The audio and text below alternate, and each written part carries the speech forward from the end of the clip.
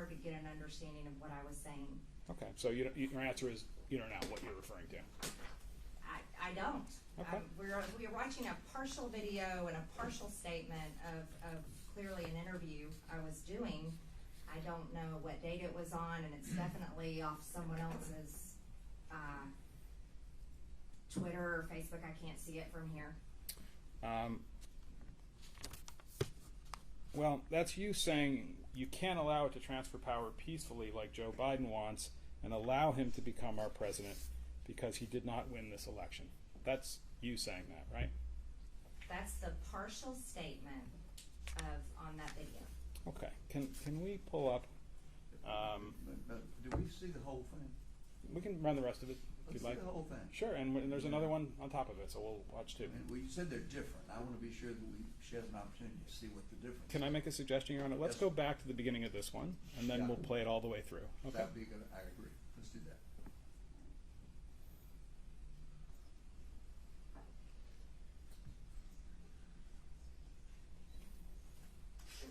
And this is an important time in our history.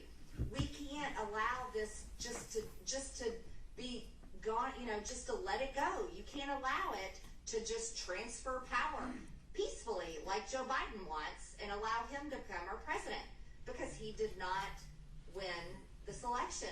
It's being stolen and the evidence is there.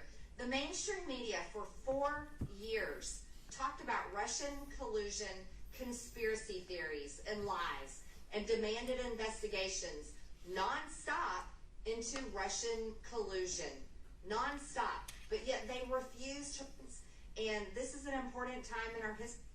Is that where it ended? It just sort of cut off there. Okay, let's show the witness PX12.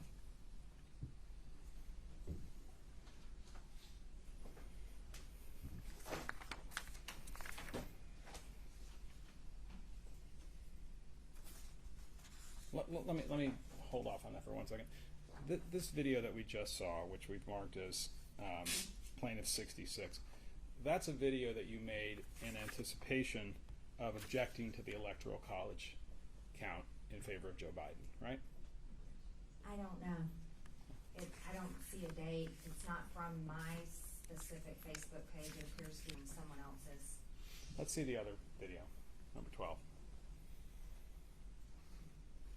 Where is this one from? This is also, it's the same thing. It was taken, I believe, off of the video, off the Facebook page of the client, of the Congresswoman, but let's ask her. Where did y'all get it? Where did we get this at? It's off the Facebook, off of the Republican Accountability Project. Okay, so this is a secondary source that Yes. was copied, but that's where you got it from. Yes. So this is a different version. Correct. Okay.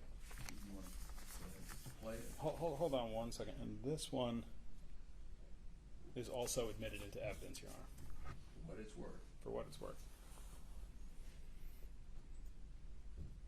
America re-elected Donald J. Trump for 4 more years. You can't allow it to just transfer power peacefully like Joe Biden wants and allow him to become our president, because he did not win this election. It's being stolen and the evidence is there. There's a large group of us. We're organizing an effort to object to the Electoral College votes for Joe Biden in key states where there's real evidence that this election has been stolen. I am very convicted in what we're going to be doing on January 6th, and it's historic, and I feel it's very, very important. On January 6th, if you're able, there are going to be possibly 1 million or more people coming to Washington to be there for this historic event.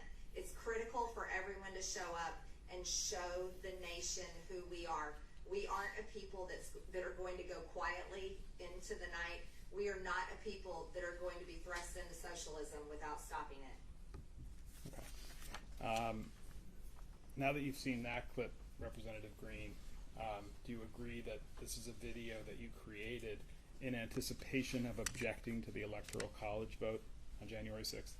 This video on the Democrat leftist PAC Republican Accountability Group that looks to be chopped up and spliced, that video, that's not my full video. Listen to my question. Yes. the words that are shown, that you're speaking on the screen, those are things that you were talking about in anticipation of objecting to the Electoral College count vote on the floor of the Congress, right? The only thing I was working on was objecting, but again, that's a cut and spliced video. And when you said we're organizing an effort to object to the Electoral College votes, on the video, the we were members of Congress, right? Well, members of Congress are the only ones that can object. That's part of our ability. That's what we're allowed to do lawfully. Right, and exactly. And making objections is, in fact, by members of Congress, is part of the lawful transfer of power, right? Objecting is part of the electoral count process. Democrats did it with the past 3 Republican presidents that were elected. They objected, and I'm sure there was a lot of planning that went into that and discussion. We put a lot of planning, a lot of work into it, and as you can see, we talked about it. So when you were talking about we can't allow it to happen, we can't just let it go, you can't allow it to transfer power peacefully like Joe Biden wants and allow him to become our president because he didn't win, you weren't talking about objections on the floor of the Congress, were you? What I believe what I was referencing is we can't allow the electoral count to happen without objecting. That I felt it was our dutiful responsibility to object on behalf of the large amount of voter fraud and the people who truly felt like that there was big problems in our elections. And you're testifying under oath that that's what you meant when you said you can't allow it to transfer power peacefully like Joe Biden wants and allow him to become our president. That was a reference to debates on the floor. Without objecting. Of course, you don't say anything in that part of the video about objections on the floor of the Congress, right? Would you like to see it again? I believe the video, I said objecting. But in the sentence where you said you can't allow it to transfer power peacefully like Joe Biden wants and allow him to become our president because he didn't win the election, you don't say anything in that sentence about objections on the floor of the Congress. Sir, we just saw 2 videos that are cut and clipped, and my sentences aren't even completed. I think the first video started with me saying "and," meaning it was starting into partially something I was already saying. What I was, from the video and my recollection from watching him just then, it was purely talking about objecting. One of the things that you say in these videos is that you call upon people to come to Washington on January 6th, right?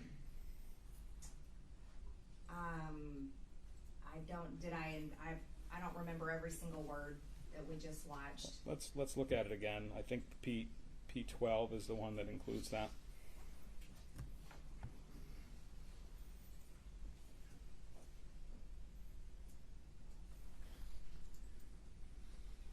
America re-elected Donald J. Trump for 4 more years. You can't allow it to just transfer power peacefully like Joe Biden wants and allow him to become our president because he did not win this election. It's being stolen and the evidence is there. There's a large group of us. We're organizing an effort to object to the Electoral College votes for Joe Biden in key states where there's real evidence that this election has been stolen.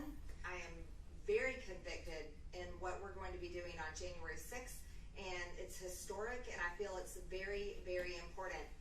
On January 6th, if you're able, there are going to be possibly 1 million or more people coming to Washington to be there for this historic event. It's critical for everyone to show up and show. So in that segment, Representative Greene, you're asking people to come to Washington on January 6th. In this video, which I saw jump 3 times, which means it's been cut and spliced, yes, I did talk about people coming there to support our objection peacefully, support our objection, support President Trump. How did you know that there might be 1 million or more people coming to Washington on January 6th? Did you just make that up, or somebody tell you that? I believe those were the numbers being talked about at the time. By who? The media, just People different who were sources. planning the demonstrations? I have no idea. I think I saw that on the news. And what you said is it's critical for everyone to show up, right? That's what we saw. Supporting, yeah, peacefully supporting our objection. That's the only thing I was interested in doing and planning is objecting. Now, the last thing you say in the video is, we aren't a people that are going to go quietly into the night. Do you recall that part?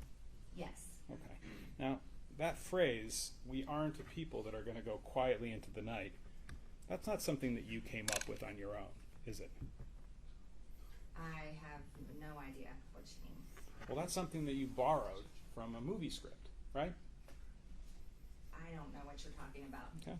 You borrowed that line from the movie Independence Day, right? No. Okay. Let's go to the videotape, Ms. Wells.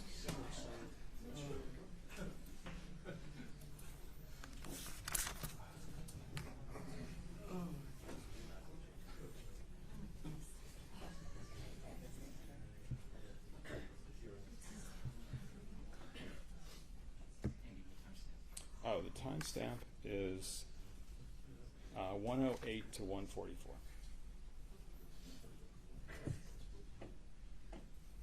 Hold on one second. You've seen the movie Independence Day, right? I've seen it before. It's a great movie, right? I think it's probably a great movie. I haven't watched movies in a long time, but from what I remember, it's a great movie. This is the one about the aliens who come to the world, and then there's a big battle on July 4th to ward them off, right? You are giving us quite the entertainment today. Thank you. Okay. And there's a scene in that movie where the president, the guy who's playing the president of the United States, addresses the fighter pilots who are about to go into battle against the aliens. Remember that scene? I do not remember now. Well, but we're I'm going to sure have a you're look gonna at show it. us. Yeah, we are. Can we see the whole thing? Yeah, can we watch the whole movie? It's a great movie.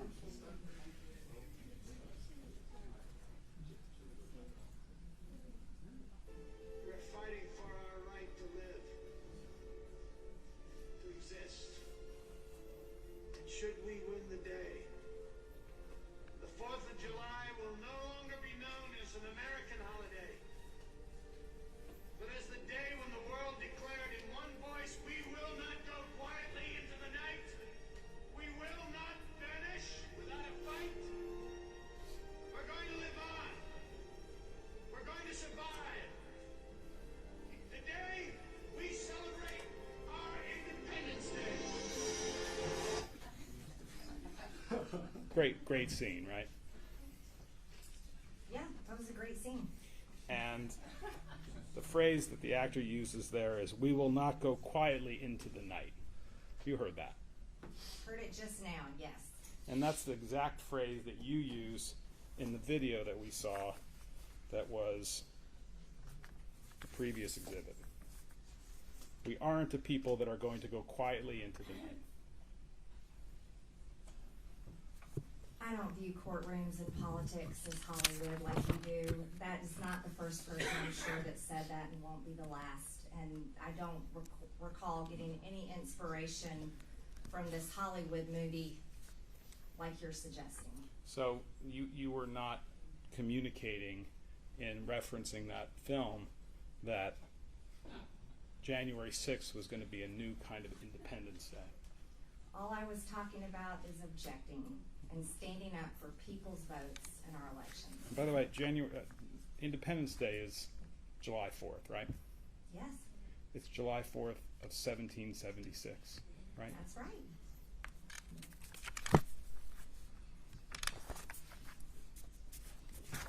Your Honor, this might be a good time to break if we're on schedule. How, well, I've got a pretty short piece left, but it's up to you.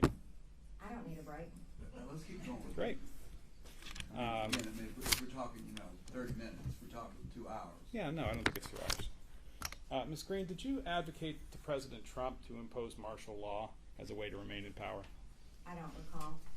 Yeah, so you're not denying you did it, you just don't remember. I don't remember. Okay. And do you agree that the storming of the Capitol on January 6th is something that's despicable? Yes. Okay. Very unhappy about it.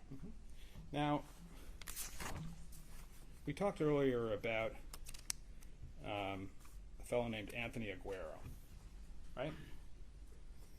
You brought up Anthony Aguero earlier, Right. yes. And he's somebody who you know, yes? Yes. And he's somebody who you've spent a fair amount of time with, is that fair? Not much time, no. He's a friend of yours. Someone that I do know, yes. And you consider him a friend. Someone I hardly ever talk to, but someone I have known for a few years. Okay. And he is a friend of yours, right?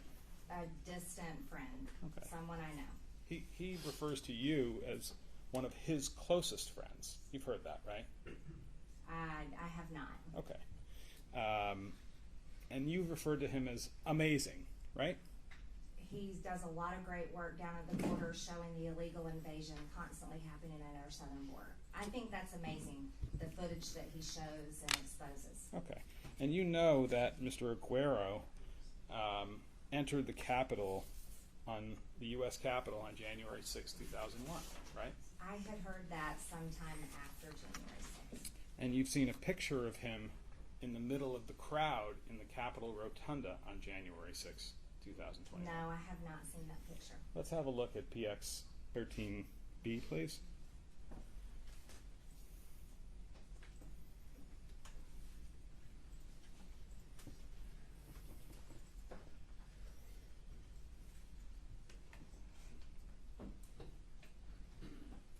Make that a little bit bigger.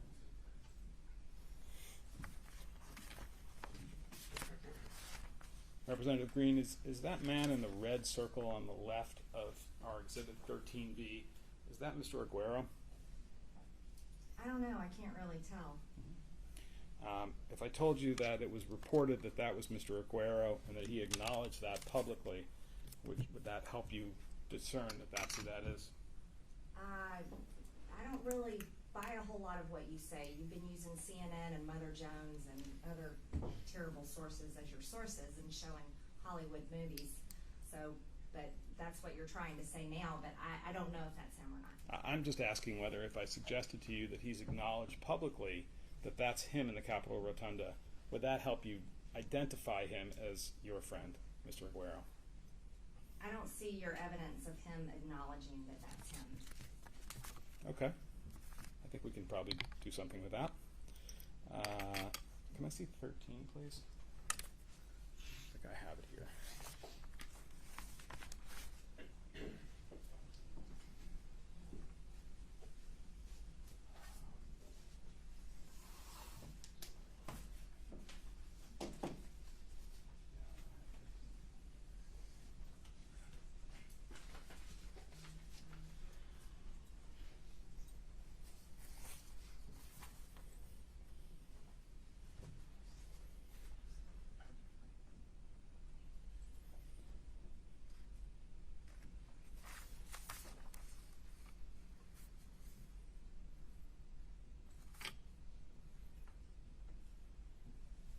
If I showed you something from CNN, you probably wouldn't accept it as authentic, would you?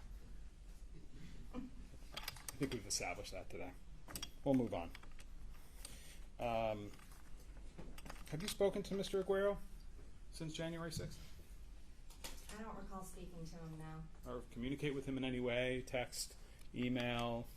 I don't recall now. And did you communicate with Mr. Aguero at any point prior to January 6th about the plans for a demonstration in Washington on January 6th? No, I didn't. Now, did he have press credentials? I mean, there was a lot of press in there, and that's the job that he does with a border media company that he works with. So I have no idea about what. I have no clue about it. Okay. Were you aware that he was going to be, in his capacity, I guess, as a member of the press, present on January 6th in Washington for the demonstrations that were planned? No, I was not aware. Did he communicate with any member of your staff in any way, by text or email, cell phone, about the fact that he'd be coming to Washington on the 6th? Not to my knowledge, no.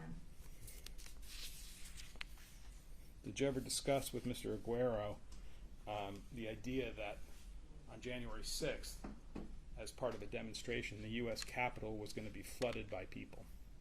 No, because the only thing I was working on objecting and had no expectation of anything that happened on January 6th. Well, you knew there were going to be demonstrations, right? I knew there was a peaceful march planned.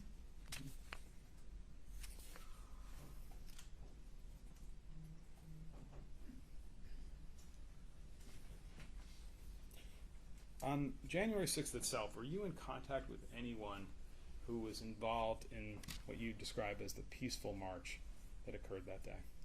No.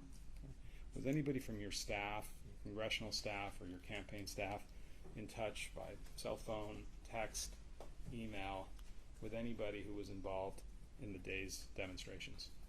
Not of my knowledge.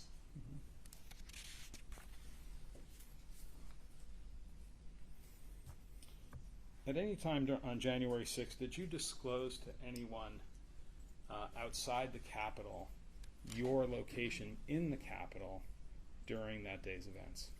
I texted my family and told them I was safe. Okay. Anybody other than family? No.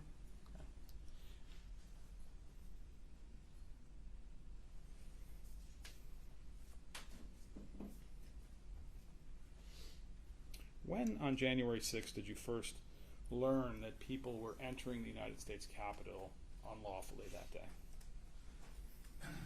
When we were in the House chamber, we were starting the electoral count, and we went on lockdown, and that's when I first learned of it. I was shocked. And do you know what time of day that was? I don't know the exact time. And when you went on lockdown, as you describe it, why don't you tell us what that meant, what you mean by that? They had to lock all the doors in the House chamber, and they told us that it was on lockdown and that we could choose to leave or stay inside, and it would be safer inside, and so I stayed inside. Okay. And when you say you stayed inside, where did you stay? Inside the House chamber. Okay. And during that time that you were on the in lockdown, as you put it, on the House floor, you said you were in touch with your family to tell them you were safe? Not at that time, no. Okay. When did that happen in the day? Sometime later after we were evacuated. And where were you evacuated to? I can't disclose that location. Somewhere in the Capitol? Mm-hmm. And when you were in that other location in the Capitol, I presume that would be a secure location, is that right? Yes. Did you have any communication, either by phone, by text, some other way, with anybody who was outside the room, outside the secure location you were in, other than your family? Not that I recall, no.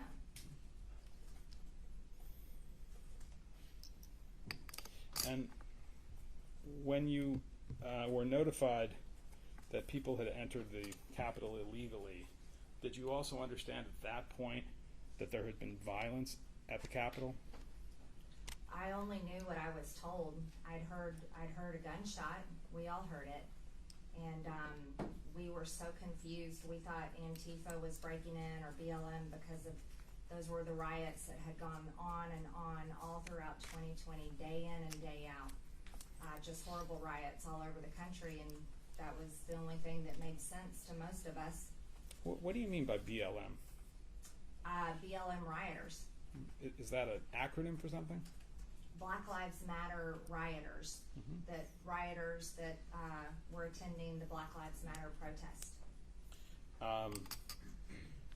To your knowledge, has anybody connected with the Black Lives Matter movement or the Antifa movement, as you say, been subject to arrest or charge in connection with the January 6th events?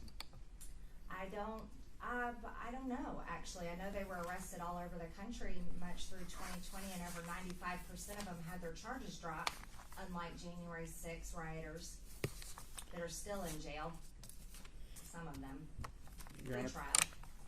could I have a few moments to consult, and then I think I may be done. Sure, just, yeah, we don't need a break, do we? 5 minutes would be You great. want a 5-minute break? Well, if y'all want to step out, that might be easy for Yeah, everybody else. I think there's a room next door. That spares everybody having to go and come.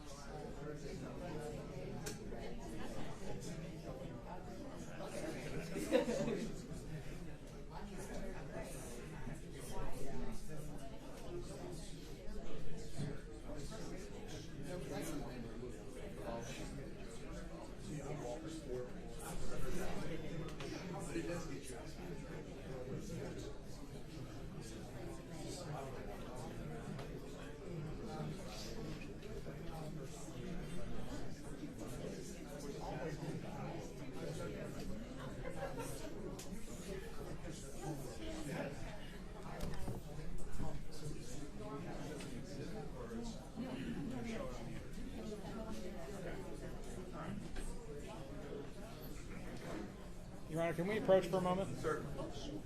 Bob? Yeah, this is hot. We need to go somewhere. All right, go ahead.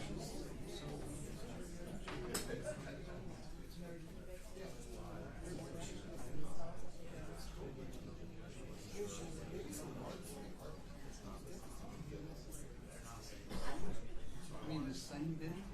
The one that we've seen, the two different versions of? I'm sorry. Go ahead, Judge. Okay. I'm talking about the January Newsmax clip where she says, "This is our 1776 moment." That's on her Facebook page. Well, they run together. That's one where blue dress. No. This way. No, this is the one where she's interviewed by a reporter. Oh, Newsmax. Yeah, the interview. The interview. I asked her whether she posted that on her Facebook page. It is her call.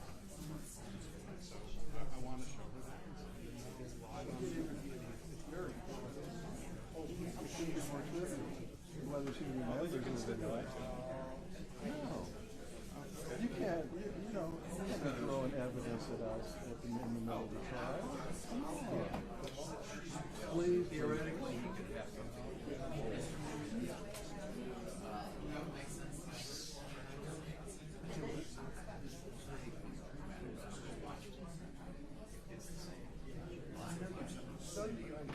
Why do we do this? Because it shows that it's posted on the Facebook page.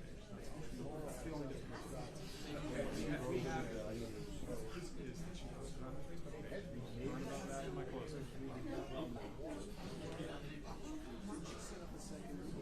mean, yeah, when they Facebook, that's on the time. She doesn't recall. That's okay. Let's show her.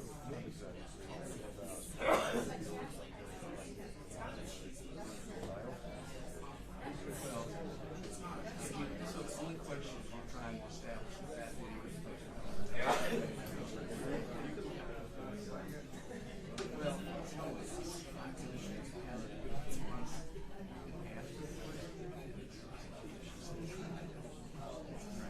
you can watch the first 15 seconds or something.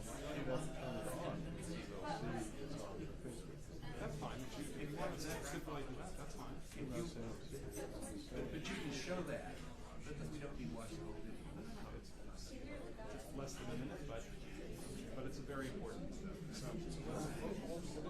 No, well, sorry, back, hold on. What do we decide we're gonna do here? What did I say? I said I was. I'm going to return to the subject. Yes. Ask her if she recalls that she posted this to her Facebook page. If she does, then we're done. And then if If not, not, I'm going to do that. okay, all right, we'll do that.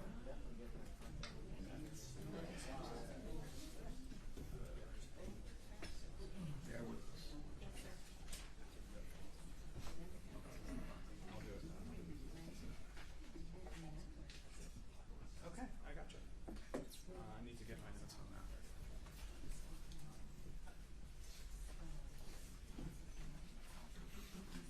Sorry? Yeah, that's good.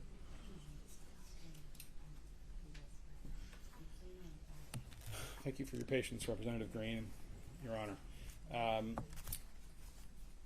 In the previous discussion, I had asked about what we've marked as Plaintiffs Exhibit 27, which is the Newsmax clip, you recall, that we showed. You remember that, right? The one we've already watched. The one we've already watched, yes. And I asked you whether you recall that you posted that Newsmax clip on your Facebook page. I don't recall what was posted on my Facebook page. Fair I enough. don't make all of my Facebook posts. Fair enough. Let's Explain what this is. yeah, I'd like to show you this. This is a live version of your congressional campaign Facebook page as it sits there today. And what we have is the clip that we had separated in the previous testimony. And I'd like to play that for you just to see if you will acknowledge that that clip is now available on your Facebook page.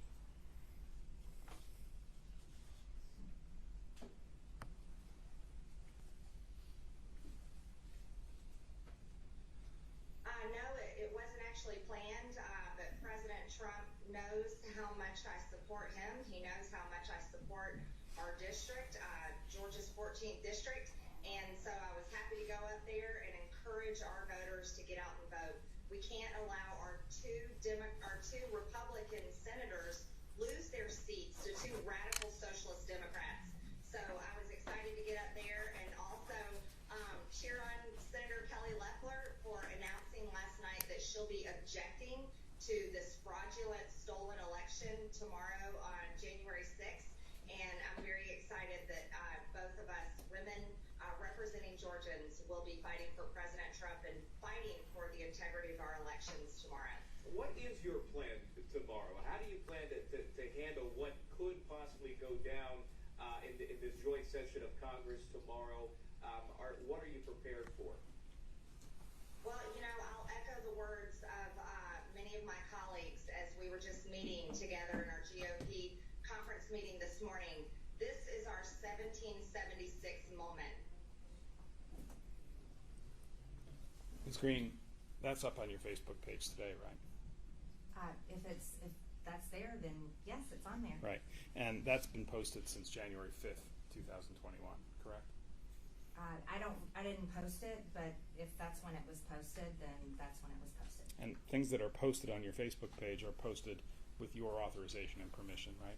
I do not view things that are posted before they're posted. That wasn't my question. My question was, if it was posted on your page, that's something that you authorized and permitted, whether you viewed it in advance or not. I think if I'm authorizing, I would view it in advance before it's posted. Well, no one put that up on your Facebook page without authorization from you in some sense, right? I don't recall authorizing, but you have to understand, as a member of Congress, we have staff and many people that post interviews and so forth on our social media for us. If we could make it a little bit larger, if you look in the top right, you'll see there's a message, Ms. Greene. I don't know if we can make that larger. January 5th, 2021. That's a comment that you posted on your own Facebook page. This is our 1776 moment, right? That is my campaign Facebook page. Right. And that was posted, as it says, on January 5th, 2021, correct? That's what it says. Okay. I'll ask about a couple of other things. Prior to the inauguration in 2021, did you advocate for martial law with the President of the United States? I don't President recall. Trump? I don't recall. You know President Trump, right? Yes. Yeah, he's supported you politically, right? Yes. And obviously a very important person in general, right? Yes. And 45th President of the United States. And you've had a number of meetings with him, right? Yes. And you had meetings with him between the election in 2020 and January 20th of 2021, right? Yes. And in those meetings, you discussed with him your advocacy for the idea that there should be martial law declared in the United States. No, I don't recall ever discussing that. Well, are you saying it didn't happen, or are you saying you don't recall one way or the other? I don't recall ever discussing that. Okay. Did you discuss that topic, the idea that there should be martial law declared in the United States prior to the inauguration of President Biden? Your Honor, I'm going to have to object. I actually represent the President of the United States, and that's covered by executive privilege. She can't get into any of this conversation. Executive privilege. She's not a member of the executive, and this counsel is here on her behalf, not on Mr. Trump's behalf, unless there's something I missed. It's not a proper objection, Your Honor. I'm sorry, I got flustered. What was the question again? The question was whether, prior to the inauguration of Joe Biden, Ms. Greene, whether you ever advocated for martial law to be imposed in a conversation with the Chief of Staff of the then President of the United States, Mr. Trump. You can answer the question. I don't recall. Did you ever advocate for martial law prior to the inauguration of Mr. Biden with any member of the White House staff that was part of the Trump administration? I don't recall. Are you aware of any other elected congressional representatives advocating for martial law to stop the peaceful transfer of power before the inauguration of Mr. Biden? I don't remember. Okay. Do you regard the people who were arrested and charged in connection with the January 6th events as patriots? I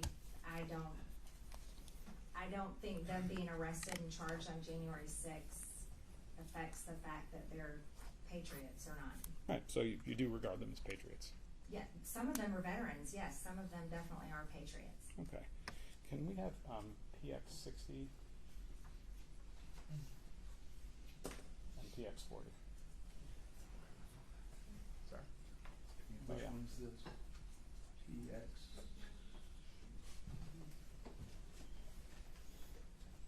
Um, 60? Yes, this is Plaintiffs 60.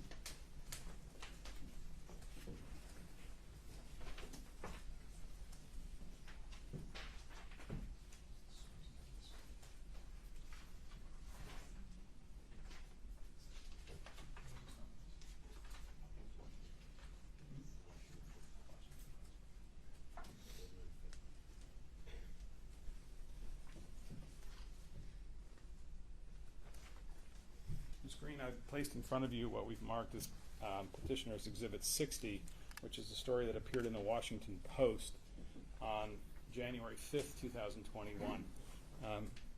Did you read that story in the Washington Post? I don't think I've read this one. Okay. Do you recall hearing that the Washington, prior to January 6th, did you recall hearing that the Washington Post was reporting that there were concerns that there were going to be violence and there was going to be violence in Washington on January 6th? I had not heard that. I heard no threats of violence that I remember at all for January 6th. Okay. Can we also look at PX40?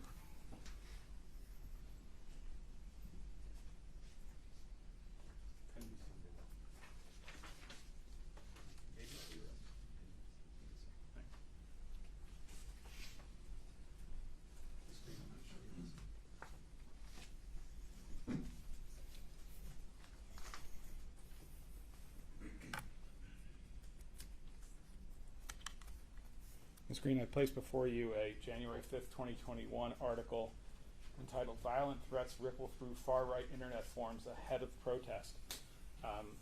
This is an article that appeared in NBC News on the 5th. Do you recall reading that NBC was reporting that there were violent threats that were expected to occur on January 6th, and that they reported that on the 5th of January? Sir, we were really busy just preparing to object on the 6th. I don't recall that news report. Okay. Have you read this news report before? Not until you placed it in my hand. Okay, probably didn't have much time to read it. No. Let me consult for 1 minute.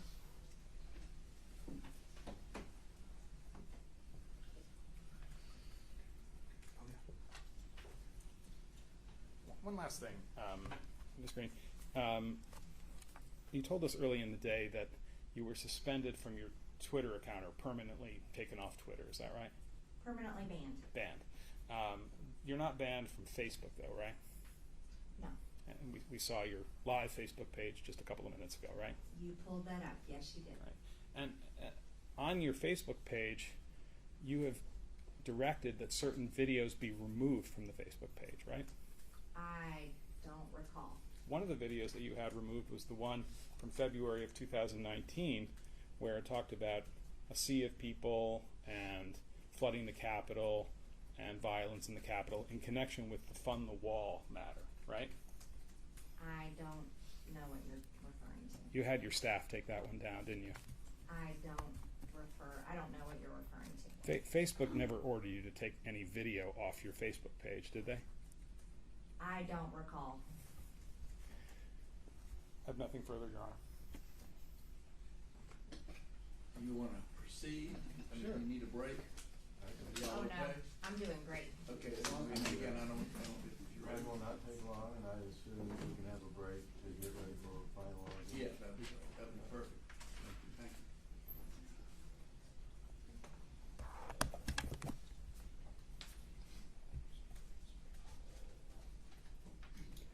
Representative Greene, I want to take you back to January 6th.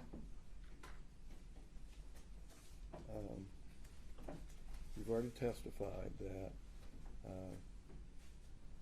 that you were on lockdown in the House chambers. And I'm sorry. I just need Mr. Bott to speak up a little bit. Oh, you need to I'm speak having a up. hard I'm time sorry. hearing. Thank you. you've already testified that you were on lockdown in the House chambers. Yes. And did you have an opportunity to do a video Yes. and a tweet accompanying that video? Yes. Right. And about what time did that occur on January 6th? I believe it was around 2:30 in the afternoon. And where were you when the video was when you took the video? I was inside the House chamber, and we had gone on lockdown, and it was after I had learned that there had been some violence outside the Capitol, and someone had been shot, and there was just people there. We were only told there were people inside the Capitol, and I got very concerned because at that time I was confused. I was so confused. I was shocked. I'd never been in anything violent before, any kind of situation like that, and I was really scared. And I went inside the cloakroom, inside the House chamber in the Republican cloakroom, into one of the phone booths where you can go to make a phone call or anything. I went inside there and I made a video telling people to be peaceful, not to be violent, and just giving out a message. And I tweeted that video from the Republican cloakroom. Did you know at that time who was attacking the Capitol? No, I didn't know. There was people were saying different things. We mostly thought that it was Antifa dressed up as Trump supporters. That was the first thing we were told. We had no idea. I was in the cloakroom, couldn't see the news. I just knew that we were on lockdown, and they said, by that point, they said, you cannot leave. You have to stay in here. I'll show you what's marked as R1. It's the tweet. And I don't know, I think we just have the video on electronically. This has already been admitted. Yeah. Right.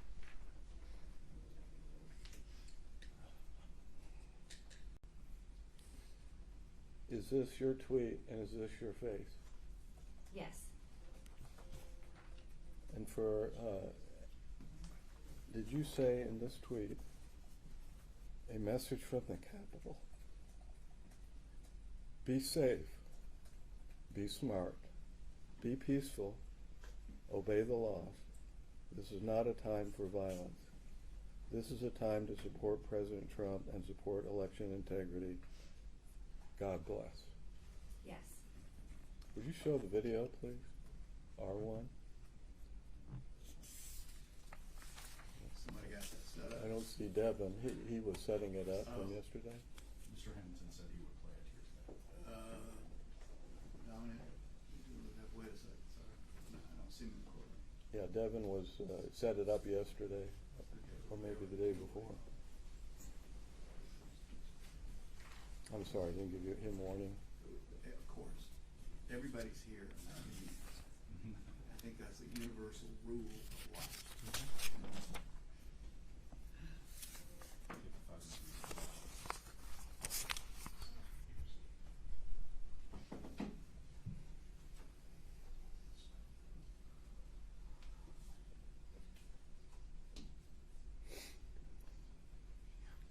We had a thumb drive delivered, Your Honor, yesterday the day before.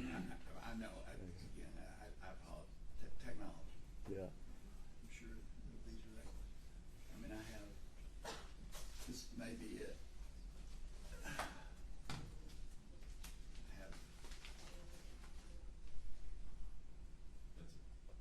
Is that it? I mean, I guess it's safe to say my custom. We're gonna. Again, I don't know where he is, and you do not want to be touching the computer. I can assure you.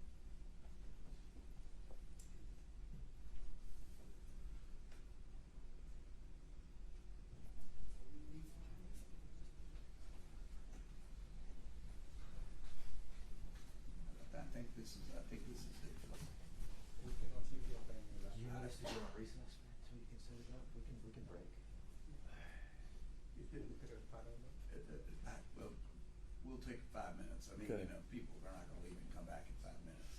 It's gonna take a minute to set it up. Sorry. Okay. I thought it was. It's all right. Is that there a laptop? Or we can play from here, whichever. If you need me to go grab a laptop. Yeah, it's gonna be on It needs to be on that screen. Okay. No, this, we don't, no. Okay. So it needs to, their laptop needs to be disconnected from that? Right. Yeah, so we just need to disconnect it from the display.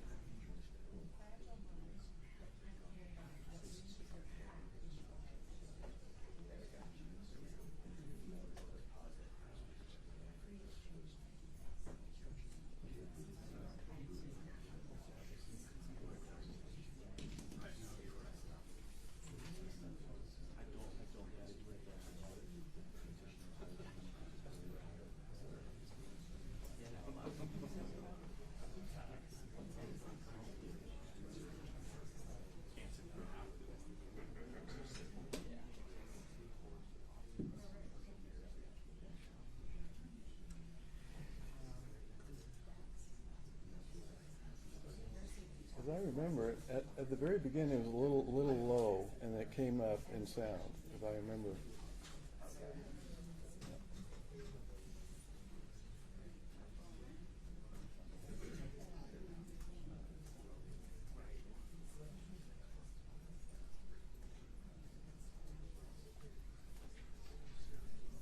Maybe not. Yeah, I saw that it's coming to the TV.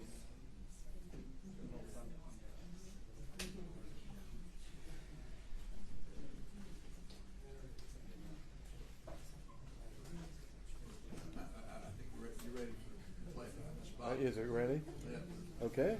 Turn it on. Let's Go. play. Let's go. I think we're just trying to fix the volume. I get back here. I understand.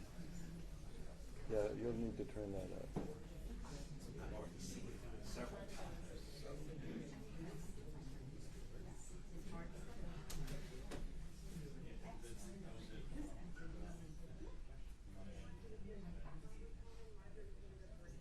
Can you turn the sound up maximum, please? Just letting you know for all the great people, wonderful Americans, Quiet in the for courtroom. President Trump, that are here in Washington, start it over, D.C. please? today. Today is a time to support your president, and just know Start over again.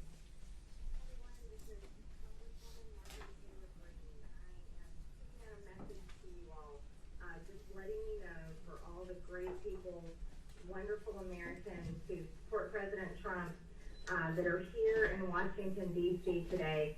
Today is a time to support your president, and just know that we're fighting for you here in the Capitol, in Congress, fighting for your vote and fighting for President Trump. So I urge you to remain calm. I urge you to have a peaceful protest.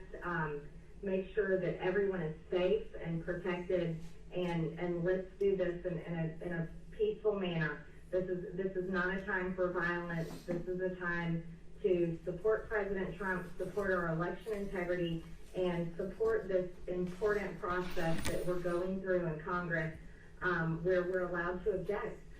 So this is very important. So I urge you to stay calm, be the great American people that I know you are, and just know that we're in here fighting for you. So God bless everyone. Be careful, be safe, and be smart, and obey the laws. Thank you very much. Representative Greene, is that you? Yes. As I look at your face and hear your voice, I think you're scared. Objection. This is not for Mr. Bopp to testify about his feelings. What was your feelings at that time? I was scared. I was very scared. I was concerned. I was shocked, absolutely shocked. Every time I said we're going to fight, it was all about objecting. And to me, that was the most important process of the day. And I had no idea what was going on, and I just didn't want anyone to get hurt. I didn't want to see anything terrible happen. And it was very upsetting. I was very, very upset when I made that video. And you've been on the stand for several hours here during direct examination, and they showed you multiple tweets and multiple videos. Did they show you that video? No, they didn't show that one or all the other social media posts that have been made on my accounts that I have made, or videos I have made where I've always denounced violence, and all the videos I've said and speeches I've said of how upset I was about the riot on January 6th and how much I didn't like it and how much I was against it. And even when I went and visited the January 6th defendants, pretrial defendants in the DC jail, and I went there to see their conditions because we had heard horrible things about their Your Honor, treatment. I don't know what this is relevant to. I object. It's not relevant, but, so I sustain, yes. In other words, cutting you off is going beyond the question. Thank you. Now, let me show you what's been admitted as R4.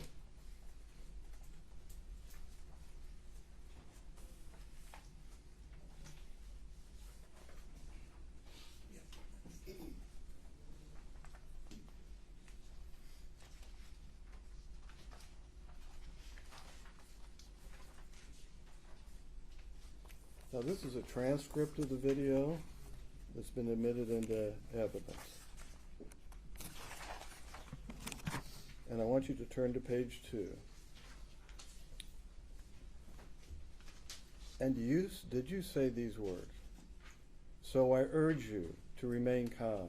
I urge you to have a peaceful protest. Make sure everyone is safe and protected.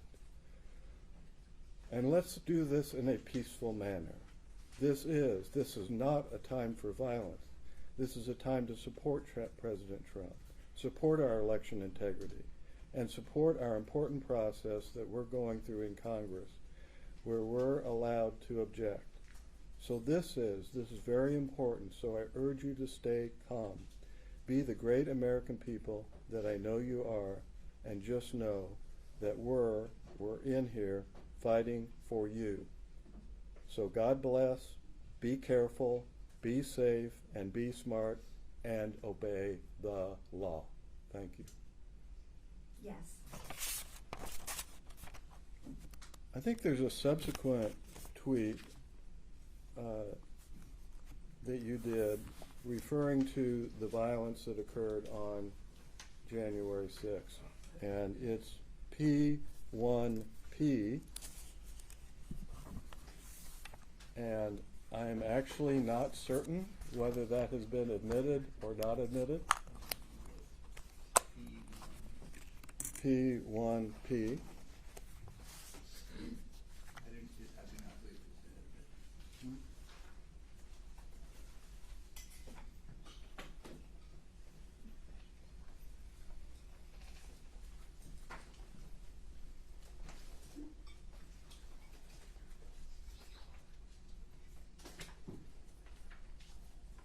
So, Representative Greene, did you tweet this tweet? If I know what I'm talking about. I don't remember, but I see it's my MT Green Twitter account. Okay. So it went out from your Twitter account, but you don't know if you did it or another member of your staff or another person.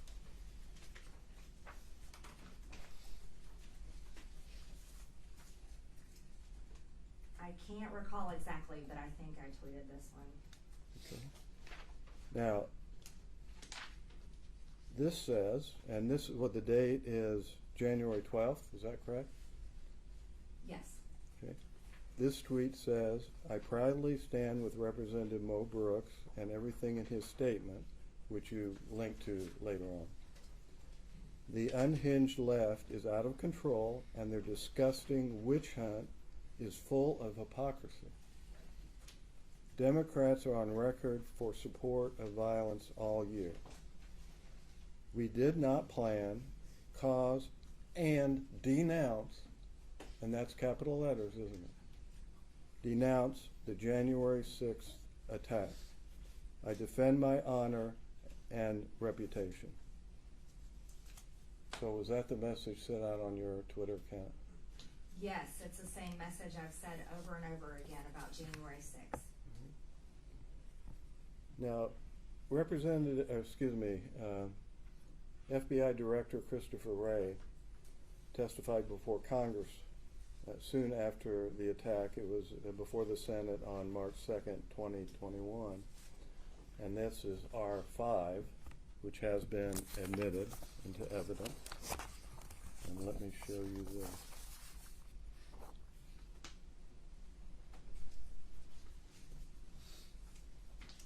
Are you moving to the admission of this? Yeah, I'm really sure that you're admitted. I don't believe this has been admitted. All right. Are you moving to admit? Yes, I am. Any objection? I'm moving No objection. Yes, sir. It's P1P. admitted. Thank you. Thank you. Now, when he testified before Congress on March 2nd, of course, you remember Congress, right? Yes. Right. And he said, I was appalled, like you, at the violence and destruction that we saw that day. He's referring to January 6th. Yes. I was appalled that you, he's testifying before Congress, looking at members of Congress. our country's elected leaders were victimized right there in these very halls. Were you a victim of the attack? Yes, I was. I was in the House chamber when it happened. I had to be evacuated to safety. We were held for hours in a secret location protected by Capitol Police, military members, for hours until they cleared the Capitol. Yes, I was a victim of the riot that day. No further questions. Your Honor, I believe the testimony has opened the door on the issue of text messages that Representative Greene sent on January 6th during the insurrection. And we would call for their immediate production and the ability to have a moment to look at them so that we can examine her on them. I thought the testimony was she did not send any other messages. No, she's testified that she sent messages to her children and her family. Those were text messages. Those were not tweets. We did not talk about any text messages. That was the controversy over the omission of the text messages, which we have not referred to at all. Except that Representative Greene referred to it when I asked her if she was in touch with anybody from that day from the floor, and she said that she texted her family. You can't open the door. Hold on. Only I could open the door. Well. Okay. Let's first of all, do you have any questions other than this? I do, and I'm going to preserve that position, but I'll move on. I understand. Right. We're going to take a break. It's been a little chaotic for the last few minutes. Representative Greene, you mentioned a number of statements that you made after January 6th where you talked about being upset about the fact that there was violence, right? Yes. Can you point to one press release or tweet or comment on Facebook prior to January 6th where you use the word peacefully and in terms of urging people to behave peacefully at the demonstrations that were expected to occur? I would have to look all through my social media, but I'm sure that it's there. I've always denounced violence. I denounced those Antifa BLM riots all over the country over and over, just like I denounced the January 6th riot over and over. So you recall that? Even to the people in jail, I told them that it was wrong. I told them in the DC jail I did not like what they did, but that I'm there because I support their due process rights, which is being violated. Can you point to one video prior to January 6th where you urged people to behave peacefully on January 6th? One time in public that's on video where you said those words? I don't have a computer. I don't have my social media. I didn't remember many of the social media posts that you pulled up in interviews. I was interested that you answered some questions about FBI Director Wray's testimony in Congress. Do you believe the FBI was behind the January 6th violence at the Capitol? I don't know. I certainly think there's a lot to be investigated. We don't know who Ray Epps is, the scaffolding commander. The Governor Whitmer's plot certainly leads to questions about things that happened on January 6th. I think there's a lot of investigations that need to happen. You've referred to January 6th as a Fedsurrection, right? I'm not sure. Okay. Nothing further. Okay. Anything else, Mr. Bob, before we take our break? No. Anything else? No, sir. Do they rest or what? Do you rest? No, we have an issue that we want to consult on, but either we're going to put in a video or we're going to move to closing statements, but the video has been admitted, so it's a timing issue that we want to talk about. All right. So you don't need the witness. She's excused. That's right. Thank you. Thank you. Thank you, Representative. You are excused. They step down. All right. Now, I believe we discussed we were going to take a break before we go. Well, what do you want to do, Mr. Kelly? I mean, you want to take a break? I don't know what you're contemplating. 5 minutes or an hour. Yeah, I think, Your Honor, we would appreciate a very short break. Well, let's take 15 and be back at. Let's be back at 4 to 2. Your Honor, can I ask a question? Yes. Are we absolutely dedicated to stopping at 4:30. If we went a little longer than that, would that I be? will have to consult with Okay. the real powers. Only because we're trying to figure out our presentation, the last piece of our presentation, if we want to close, or do we have one more thing? And so it would be nice to know how Well, much. I will consult with Judge Mallory, and we will respond, and we can reconvene. Thank you. Okay, we're off duty for 15 minutes. Judge Mallory, could I have you just for questions?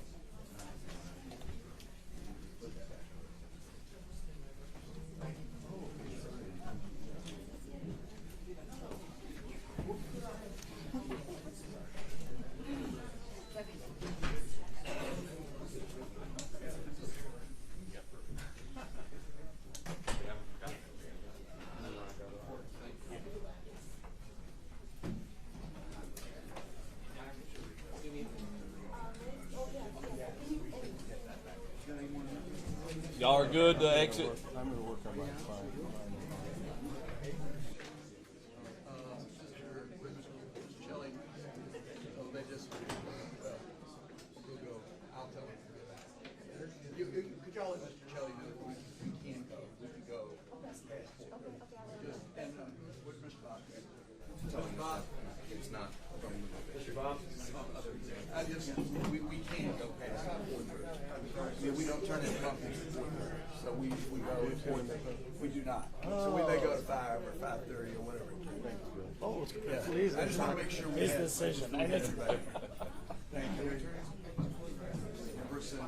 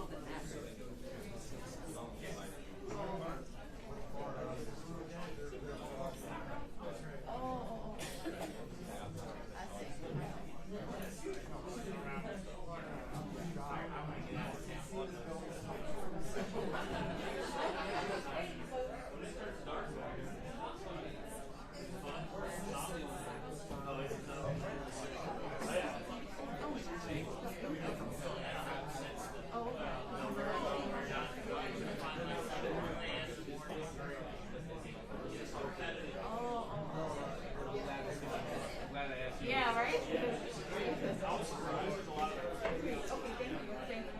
much.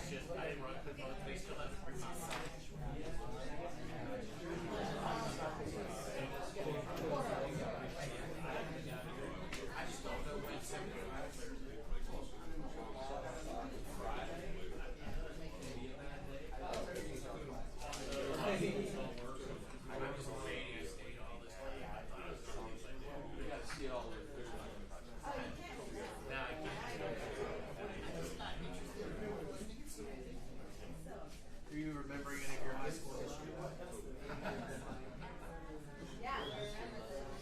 Do you think, Patrick, other than past convictions, it's worth a honk. But always a clown, always a show, right? Got it, but thank you. That's blasphemy. Okay.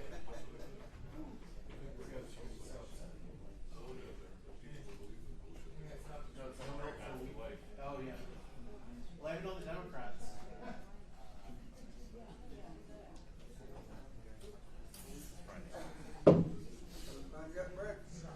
I haven't had so much fun since I sat through a C-SPAN marathon. Are you in the background of my life? Well, I think this is C-SPAN. So probably not. Who are you running against?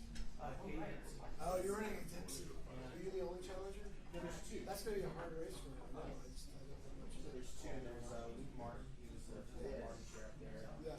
She had two young snipers. So you're aiming for runoff? Or Yeah. a chance of I think we're probably going to end up in a runoff. Yeah. So, yeah, June 21st. No, I know.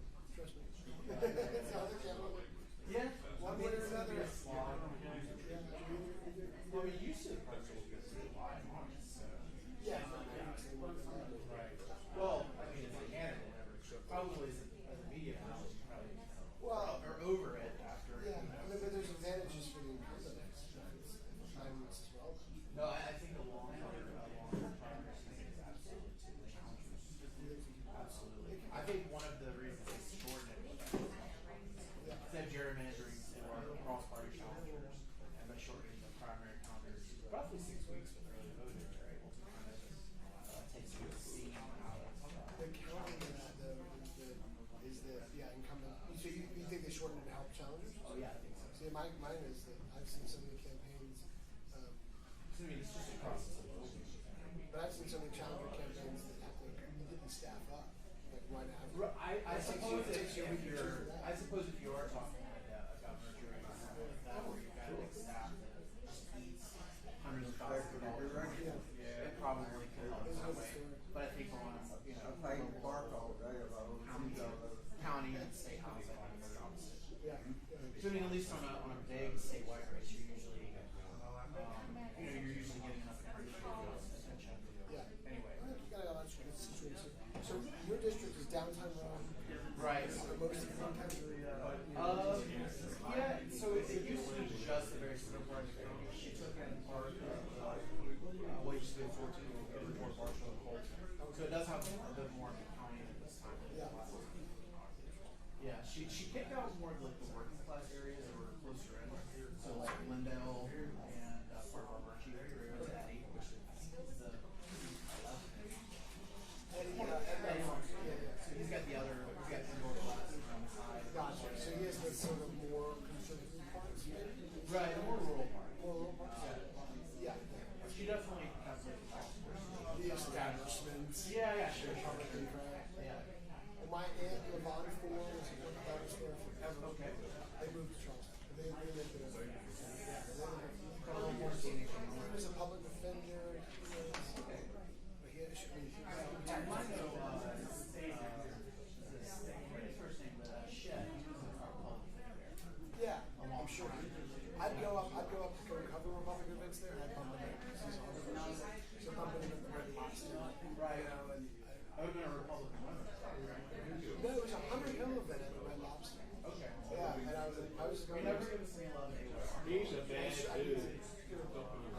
Well, which one? There's a 100-hill percent Oh, another one. So who's the state senator who? Bad guy. The guy in the state senate. Oh, you're the other one. Oh, the other one. The other one. Are they related? No. The one in the senate is bad. Why do you like him? I haven't seen him. I don't have it off the top of my head. He was.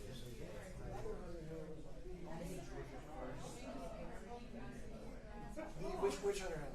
That one was running for governor. Yeah. Oh, because I guess that was his campaign show. Yeah. He quietly entered the race, which makes no sense to me. And then got mad that we weren't running a big story. I'm like, dude, I had 43 votes today. I was out in the road. You should have said something controversial. Well, he didn't. Buffalo and all that. He didn't even tell us. The meeting, you get somebody. Oh, that's my father-in-law. Oh, man. Oh, see, you know Paul. Have you been? I think Paul Berry would play trumpet in our church. Because Mount Bethel came. Yeah, he does that science. But but he definitely plays in all sorts of places. He's a trumpet player? Yeah, French trumpet. Okay, well that's how it. Here, let me try to find it. Oh, man, he's from West. Yeah.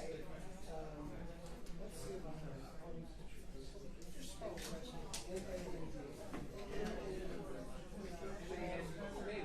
M-A-N-E-E. Okay.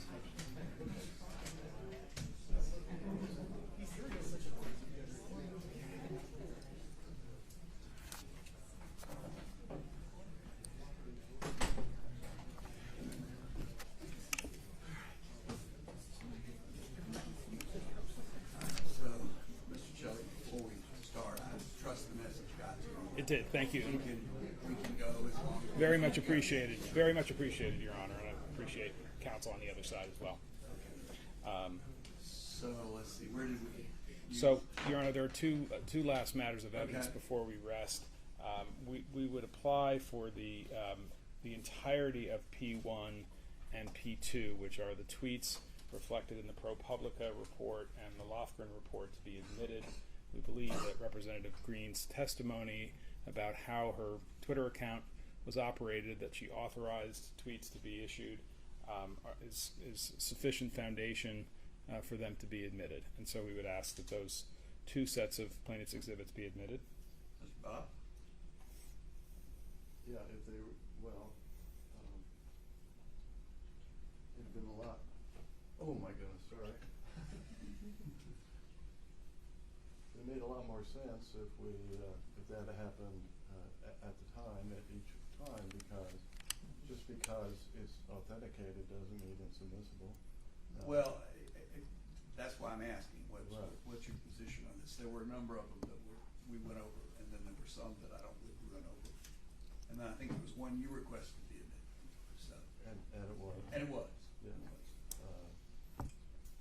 I have no objection. All right, well, the P1, so we're talking about, so we're gonna take all of the, and again, just to be, so I make sure I've got it right. We're looking at basically everything in P1. Is that correct, Mr. Chairman? Yes, that's Okay, correct. They're in.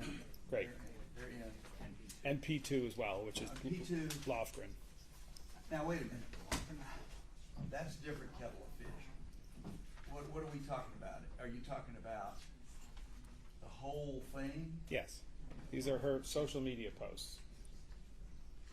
I do not object to the social media post. That's all they are. Well, but there's also, isn't P2 the entire report? Actually, All right, well, yeah. it looks like this is, again, you might want to take a second and look at it. Well, and I have looked at. Yeah, it looks to me like everything that's in P2 looks like it is, there's a cover page. We're happy to exclude that, Your Honor, if Okay, it's easier. that was my question. What about the cover page? We'll exclude that from the. All right, so you basically are gonna pick up from page 22 of 128 to 128, so 22. That's right, Your Honor. Thank you. Which is just the text and the tweets and the enclosures. Exactly, Your Honor. I'm gonna admit it unless going Well, once. you've reserved, yes, and I know you reserved ruling on this, whether or not it was authenticated. And of course, we have made our individual objections. Right. Yesterday. All right. And if that And they're satisfies preserved. you. And they're preserved. Yeah. If you want, you're preserving those, in other words. Yes, please. All right, we're gonna preserve the objection, but I'm gonna admit it. Okay. Thank you. Before we rest, Your Honor, we have last piece of evidence, which is plaintiff's, P73, which is a video. It's 14 minutes long, Your Honor. Which one is this? This is the Washington Post video. Have I already admitted it? It shows the events of January 6th. Did I not already admit this? Yes, I think it Okay, was why admitted. does the audience need to watch that? I can watch it. That's fine. We thought that. I've already watched it a couple of times. Okay. Again, one of these things about, It's only 17 minutes. there's a lot of material in the record, which obviously was not the subject of today's hearing, which I'm perfectly happy to refer to and review in connection with the briefs. So, but I don't know that we need to play the video. It's Washington Post video. It's available on public sources, right? As you wish, Your Honor. All right, great. Okay, anything else, Mr. Sheldon? No. Before we do close it. The petitioners rest. Rest. Anything else, Mr. Bob? We rest. Very well. All right. Well, when I'll hear closing, petitioners get the last word. Mr. Bob, you get to go first. Oh, okay.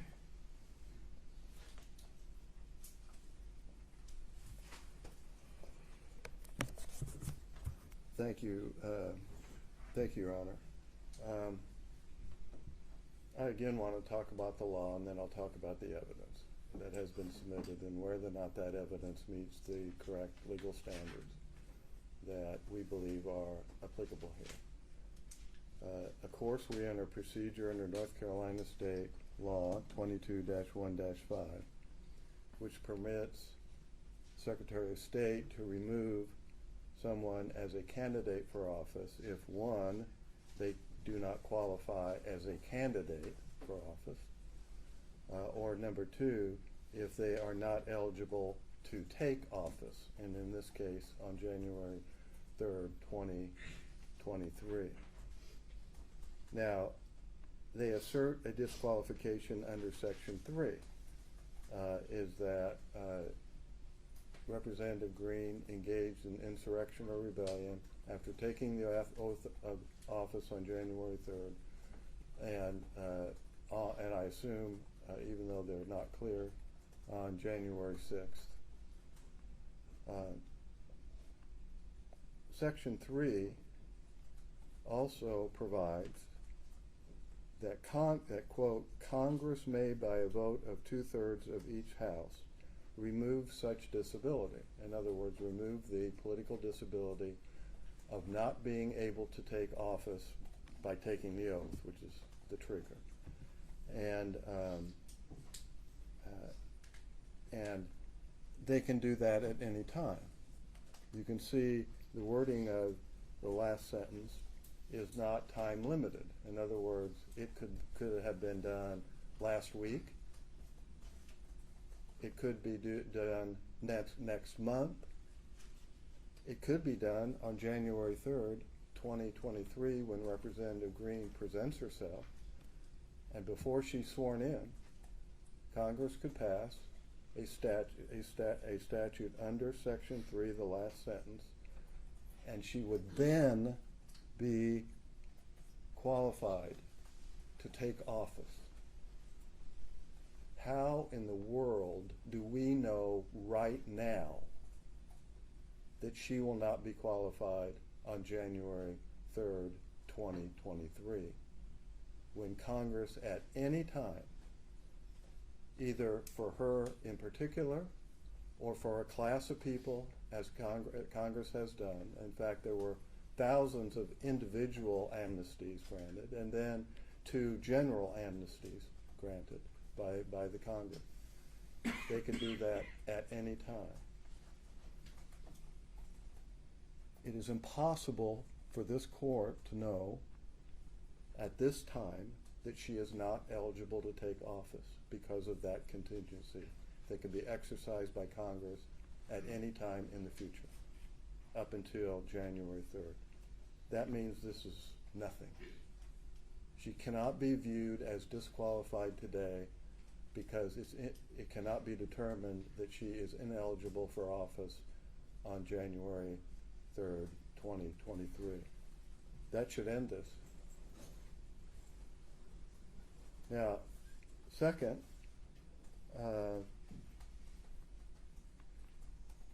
this has already happened.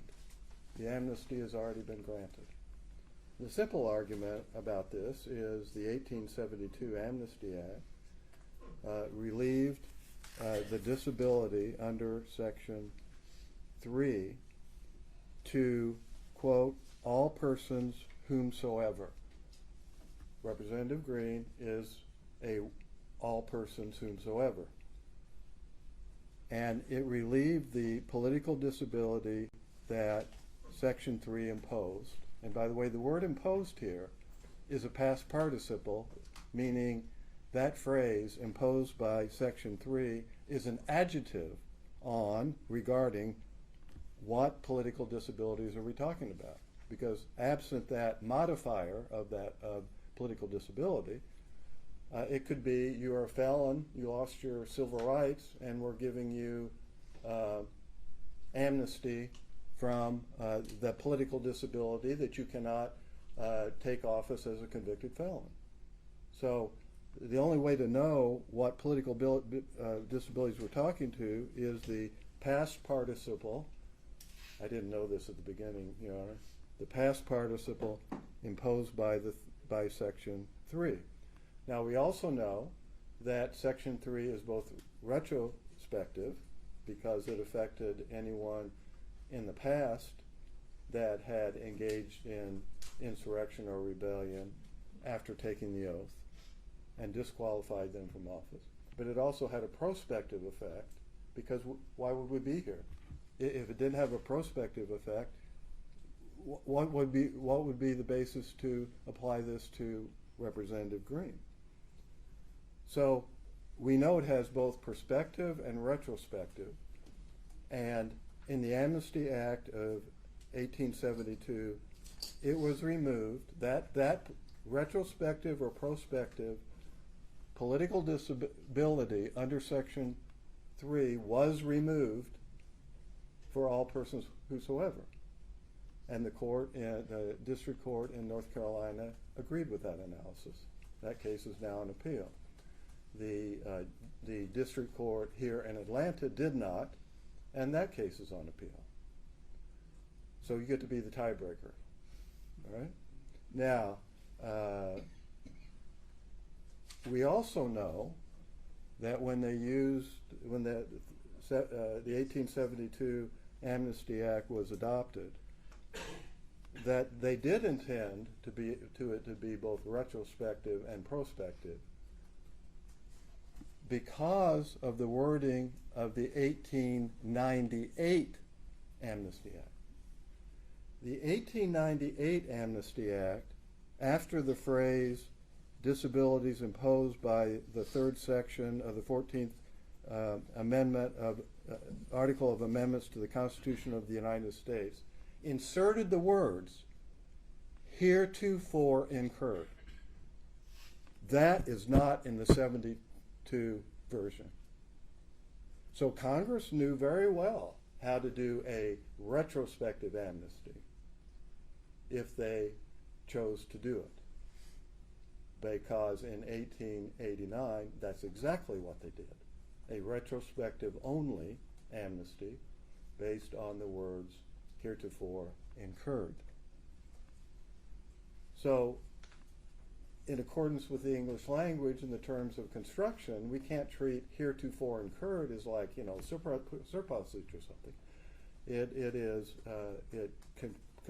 comports with the understanding of Section 3 that the political disabilities were both retroactive and prospective.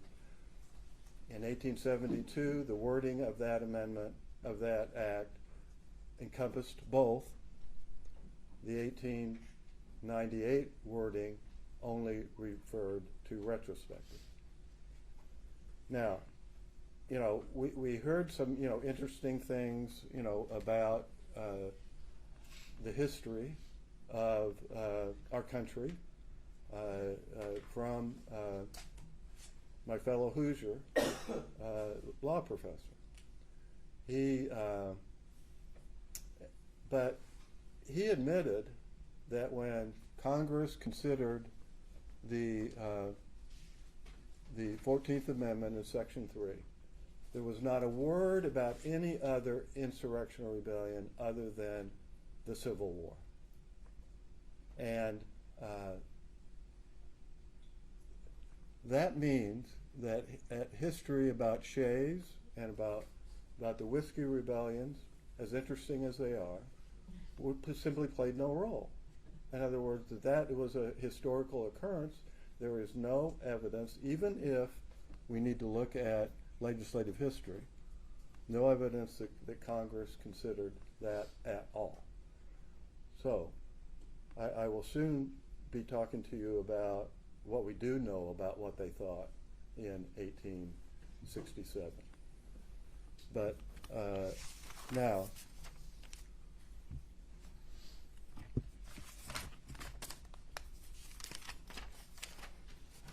so let's get to the meaning of the words in Section 3. Engage in insurrection or rebellion is one, and giving aid or comfort to the enemies thereof is number 2. Well, that number 2 is about foreign wars, as I will soon explain. Number 1 is about domestic wars, as has been described, which were described at the time by authorities when they talked about those phrases. So, what is engagement? What is engage? It connotes conduct, and you will soon hear the authority for the proposition that that is, quote, a direct, overt act, such as voluntarily joining the armed forces of the Confederacy, giving them food, giving the Army food, cash, whatever, shelter, the people in the War Department prosecuting the war, etc. Now, there is not a single piece of evidence that any of those things occurred here with respect to Representative Greene. There were certainly some 700 people involved, at least have been charged to have been involved in the attack on the Capitol. Greene wasn't one of them. They agree with that. And there is no other act of direct, overt act of an insurrection nature that she is engaged in. Not a single one. Now, of course, they're not satisfied with that. They want to use her political speech. And when they use their political speech, they want to use the nuances or the vagueness. Or wait a second, you didn't use the word peaceful in this one sentence, even though you said it over here. You didn't use it in this one sentence right here. And code words, for goodness sakes. Right there, this state is an insurrection, are insurrectionists. Right, says it right there, 1876. Now, if you're going to use speech, which you can't use here because they didn't use the word incite violence, they said engage, or incite an insurrectional rebellion. They said engage in an insurrectional rebellion.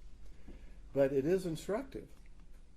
And it's different because you can see, for instance, in the Act of 1862, where there was a felony to, quote, incite, set on foot, whatever that means, assist, or engage in any rebellion or insurrection, end of quote.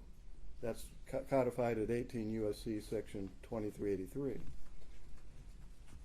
Those two words are used in the same list. Rules of construction tell you that they have to be different, or they're surplusage, and we never assume that Congress is just throwing words out there as surplus.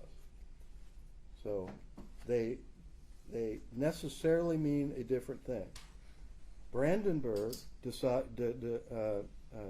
defined incitement as requiring speech that, quote, directed or inciting or producing imminent, lawless action that is likely to incite or produce such, or that is likely to produce such action.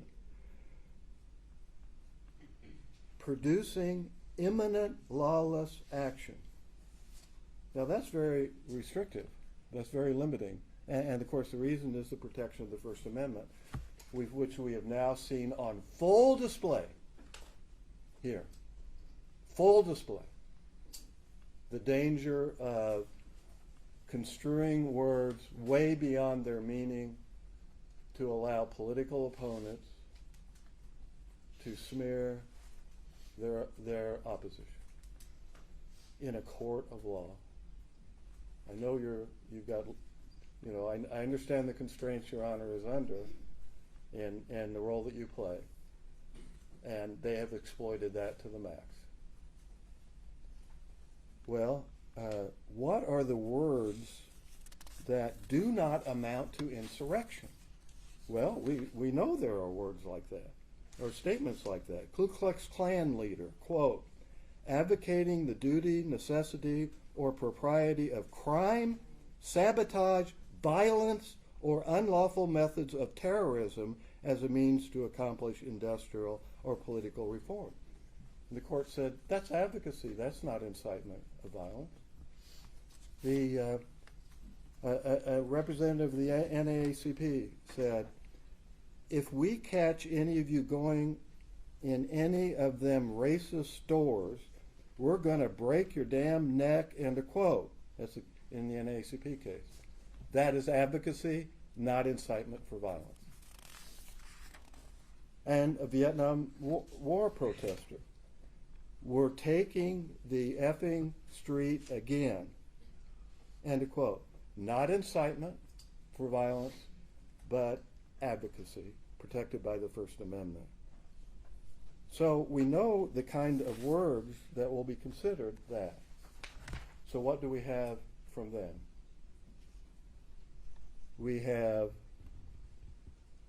a rally. There is no evidence that there was anything but that was anything but a peaceful rally. And an accusation that she organized it, which she didn't. And while she, on a few occasions, urged people to go to it, she didn't even go to it herself and speak. And there was zero evidence that anything unlawful happened there. These kind of rallies happen in the capital of the United States numerous times every single year, on the ellipse. I attend one of them every year. And you know, guess what was one of the things they always say? And of course these are left-wing, right-wing, Democrats, Republicans, whatever. What do they always say?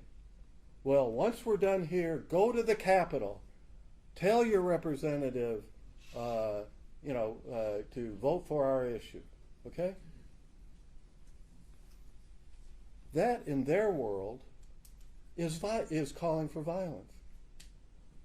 When it is absolutely appropriate for people to go to the Capitol of the United States, to enter into it, it's absolutely lawful to do that, to go talk to their congressman, watch the House and Senate, whatever they might do. Flood the Capitol. It's a code word, I guess. Flood the Capitol. Then, well, what about this, Representative Greene?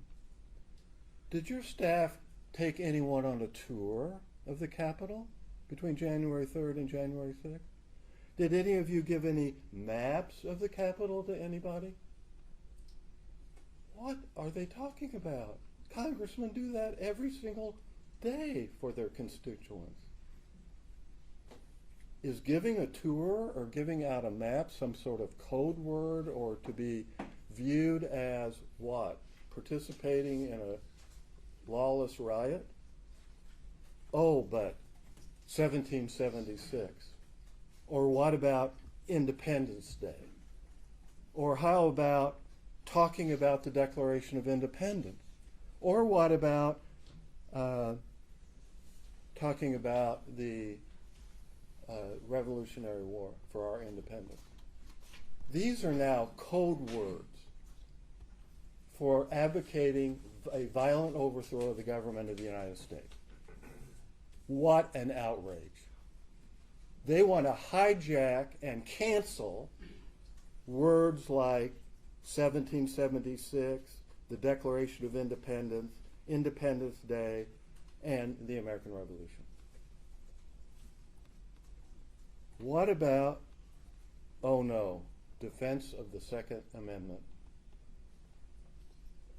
If you advocate for defense of the Second Amendment, you're in favor and in fact are engaging in the violent overthrow of the government of the United States. That's the implication, isn't it? Right? And of course, the Second Amendment says that the first part of it, a well-regulated militia, necessary for, a free republic or whatever. I don't remember exactly. Then the citizens have the right to keep and bear arms. So yes, there's a military application, if you will, the militia. I mean, the militia won this, was a major factor in winning our Revolutionary War. Many people who were in the Indiana militia fought in the Civil War. And they were able to do that because of the Second Amendment in many cases. So, advocating for the Second Amendment is now a code word for engaging in insurrection and rebellion against the United States. How about get our freedoms back? Getting our freedoms back. She said those words. Oh, my word. I mean, yes, people on the conservative side are concerned that the Biden administration is eroding our freedoms. I mean, we just got one back as a result of a federal judge, just like, 2 or 3 days ago. And so, yes, that is a concern about what will happen with the election of Biden, and it's proven to be the case. We have lost our freedoms, some of them. And to be concerned about that is quintessential political speech. Well, what about, they keep saying this, events of January 6th. So, what we're going to do is just mush them all together, right? They're all one thing, just mush them all together. Well, the First Amendment doesn't allow you to do that. What the First Amendment provides with respect to freedom of association, which is what a rally is, or under the First Amendment as an assembly, protected by the First Amendment, is that if you have a peaceful rally, which they had, there's no evidence otherwise, some people leave, as some people did, and went to the Capitol, and some of them committed an illegal act. This rally does not lose its First Amendment protection, because the actions of a few that show up in that situation are not, cannot be attributed to the organization itself, or who could ever have a rally? I mean, nobody can guarantee that somebody might show up, whether they be supporters of what the rally's about, or agent provocateurs, or whatever, and cause illegal acts to occur or violence. You can't. I mean, I've been to a rally with 500,000 people on the ellipse of the Capitol, and how do you guarantee that? And so, what? There's a two-step analysis. First, was the rally peaceful and nonviolent? Unquestionably so, under what we know and what the evidence is. Well, can the rally be held into account for what the few did that left the rally, went to the Capitol, and the few there, some 700, who attacked the Capitol? And this is what the Supreme Court said in the NAACP case. The right to association does not lose all constitutional protection merely because some members of the group may have participated in conduct or advocated doctrines that itself is not protected. The NAACP is particularly instructive here in that, and that was end quote. The NAACP is particularly instructive here as there were constitutionally protected speech, association, and petition designed to influence government action, i.e. support the constitutional right of members of Congress to object in the two votes on the regarding the Electoral College.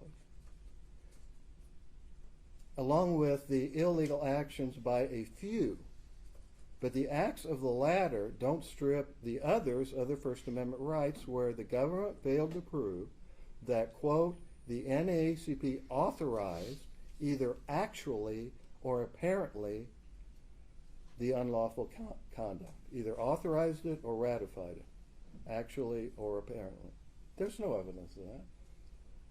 There's not a single word about that. So we have different events, some that are subject to First Amendment protection, others, the attack on the Capitol, that are not. And to drag her into, well, did you promote the rally? Did you put it on your calendar? Were you invited to speak? Joe Blow said you were invited to speak. Is to strip her of her First Amendment rights. All of these are First Amendment protected activities, every single one of them. And none of them constitute even incitement, much less constitute engaging in unlawful conduct.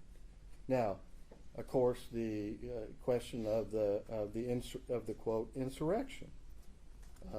The insurrection is narrowly defined. I quoted cases, some from 1894, some from 1842, some from the 1795 Militia Act, that all said basically the same thing, which is it has to be an armed uprising that is so formidable as to defy the authority of the United States in order to suppress it. And of course, we have a case, CJS says about riot, is that you can have mob violence and it's not an insurrection, unless it is so serious that actually military force is required to suppress it. Now, how do we know all this? Okay. Well, in 1867, and it went up on the screen, P48 that has been admitted was put up on the screen for a moment. And I have that, and I'd like to give you a copy.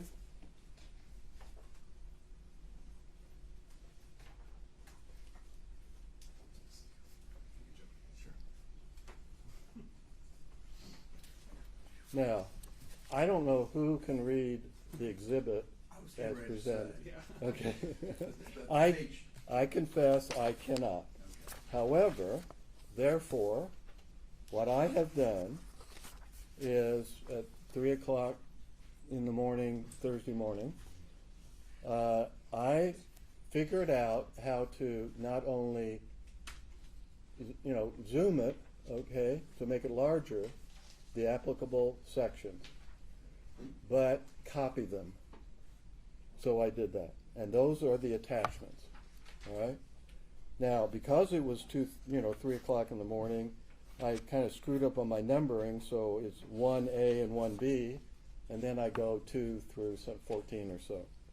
And this takes you step by step through the analysis of the Attorney General of the United States in 1867. That was mentioned on the stand, okay, and shown to you. What the words engage in insurrection or rebellion and giving aid or comfort to the enemies thereof mean and meant in 1867, because those words were not just used in 1868 in the 14th Amendment, but they were used, and this is what the Attorney General was addressing, it was used in Reconstruction Act because they were going to open up voting to the people who lived in the Confederacy, old Confederacy. And they were required to take an oath. And that oath, in order to register to vote, one of its sections was that they have to swear that they did not, quote, engage in insurrection or rebellion or gave aid and comfort to the enemies of the United States. It's the exact words, okay? So the first 1A starts about in the middle column. We're going to go down the middle column for a while, all right? And it starts with considering. I now come to consider the meaning of the disqualification arising from this point of the oath that requires a person to state that he is, quote, not engaged in an insurrection or rebellion against the United States or given aid and comfort. Each of these are separately considered, according to the Attorney General. On the next page, now it's on the left a little bit. My duty here is one of simple construction. And I thought this was important. He was not applying constitutional concepts to his construction, which, of course, under modern First Amendment jurisprudence, I mean, you absolutely have to do that. And as has happened in the NAACP case, etc., as we have discussed. And even at that, he viewed the oath, because you couldn't vote, as depriving you of a right. And that was important to his analysis. On page 2, he goes to that the requirement of the oath and the disqualification must be viewed as a punishment for that conduct. And as a result, it made the oath even more objectionable than the fact that it was also a violation of a right, and a right to vote. Now, then on page 3, he said any doubts must be resolved in the favor of the voter, right? And then said, what acts then are within the meaning of this provision? Well, at the bottom he says, well, the first sentence, engage in insurrection or rebellion, covers the case of domestic war, and the second phrase, aid or comfort to the enemy, applies to foreign war. So in this context, we need to be looking at engaging in insurrection or rebellion. He continues on page 4 on that analysis. Page 5 is not, I'm sure, interesting, but not relevant. And then we go to page 6. We are now to inquire what is meant by engaging in insurrection or rebellion against the United States. He said, first, the force of the term to engage carries the idea of active rather than passive, and voluntary rather than compulsory. And he then analyzes the voluntary part, all right, that conscripts cannot be charged with engaging because it's involuntary. But somebody who voluntarily joined can be. On page 7, he begins to consider,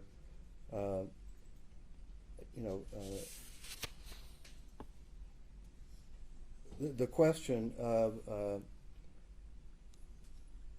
whether persons may have engaged in rebellion without having actually levied war or taking up arms, and he finds in that regard that, for instance, people in the War Department of the Confederacy did engage, even though they didn't literally take up arms. We then go to why civil officers are not covered, people that just run the government, maintain the peace, do perform civil functions are simply not covered.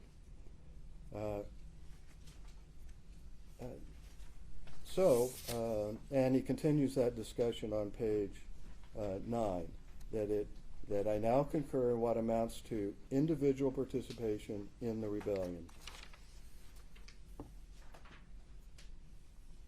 And of course, he agrees that it isn't only the Civil War that is to be considered, but that the Civil War provides much instruction on what is meant by rebellion or insurrection.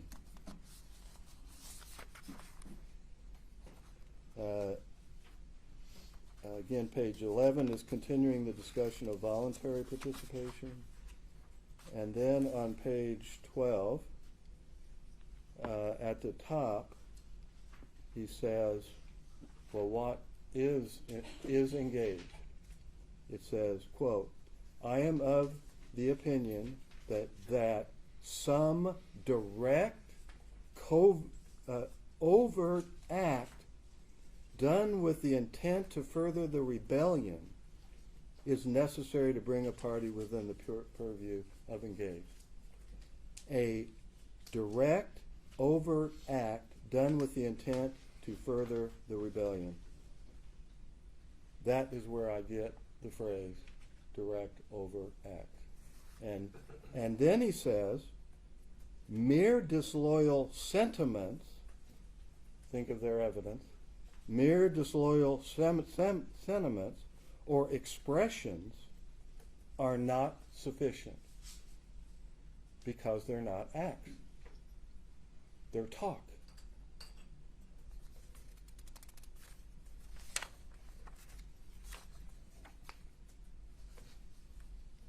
And so that is where we find out, surely, I mean, by one of the most authoritative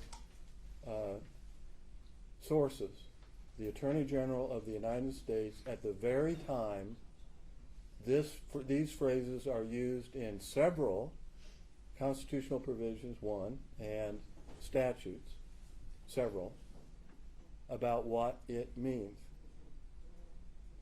It does not mean nuance. It does not mean innuendo. It does not mean code words. It does not mean First Amendment protected speech. A direct, overt act is conduct, and it has to be with the intent to further not some political agenda or whatever, but the actual insurrection that is occurring, the domestic war, as they described it, he described it, that was occurring. Anything short of that, and every political disagreement is going to be characterized by bold, well-funded lawyers and interest groups into, you're going to have to fight for your life. You're going to be disqualified from Congress. You're going to be whatever they can do to you. Maybe, in the worst possible situation, charged with a federal offense. The same words are used in a federal crime of a felony. I mean, and that's why I said at the beginning two things. This is not about hyperbole, political smears, at least in my opinion. It has never been about that. It has to be about the law and what the law provides. Understanding that if this line is breached so that the political hyperbole of calling people insurrectionists turns into lawsuits brought by interest groups in order to abort our democracy, destroy the rights of voters to vote for the candidacy of their choice, and preclude individual members from running for re-election. Our democracy, Your Honor, cannot survive that. We cannot survive these trials right here. This was never designed to do what they have employed it to do. We are stripped of our rights. Okay, we can't do discovery. We can't move to dismiss their complaint before a trial, and certainly there's no time. I mean, we can try, but no time to do it, right? And we come into a hearing, all these cameras and all these live streaming and all this. Why are they interested in this? Because Representative Greene's on the ballot? Oh, please. No, this is a political agenda. And this has been a political show trial, not because of your fault, but because of their exploitation of what we have done here, what has been done here. I mean, this procedure is for, you're not 25, Representative Greene, and she comes in with a birth certificate. This is not for a major trial that of intense factual and legal consequences and elements, part of which, constitutional claims, federal claims, cannot even be heard by you in terms of decision.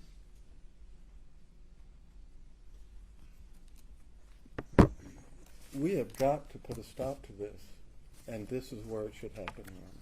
Thank you. Thank you, Your Honor. Your Honor, Mr. Bopp talked a lot about the law, a little bit about the history, not much about the facts. I'm going to try to confine my remarks to the facts, and we're going to submit a brief, as Your Honor knows, next week with responses to all the interesting legal issues that Mr. Bopp has raised. But it's been a long day, and it's been a difficult day, and it's been a solemn day. And we find ourselves back where we started, with the disqualification clause of the 14th Amendment and its three very simple requirements. That the candidate for federal office had taken the oath to the Constitution, that an insurrection occurred, and that the candidate, having taken that oath, engaged in insurrection, promoted it, supported it, assisted it, helped bring it into fruition. Those are the three elements we came here today prepared to prove, and those are the three elements that we have proved. Let's talk about each of the three. Marjorie Taylor Greene took the oath of office on January 3rd, 2021. She became a member of the United States House of Representatives, the body that represents not the states, but the people of the country in general, we the people. Now, Mr. Bopp said this morning, words matter, and we agree with that. Our proof today started with the oath, because in taking the oath, Ms. Greene undertook a very solemn and very specific obligation to uphold the Constitution, to defend the Constitution against all enemies, foreign and domestic. Now, taking that oath was an honor, but it was also an obligation. Ms. Greene was no longer a simple citizen of the great state of Georgia. She wasn't just another person with opinions and a Twitter account. She became part of our government. And she took on an affirmative obligation as part of our government to protect the Constitution, to protect its processes from anyone who would seek to block or impede them. That is what the disqualification clause is all about. That special status that is conferred upon a person when she takes the oath of office.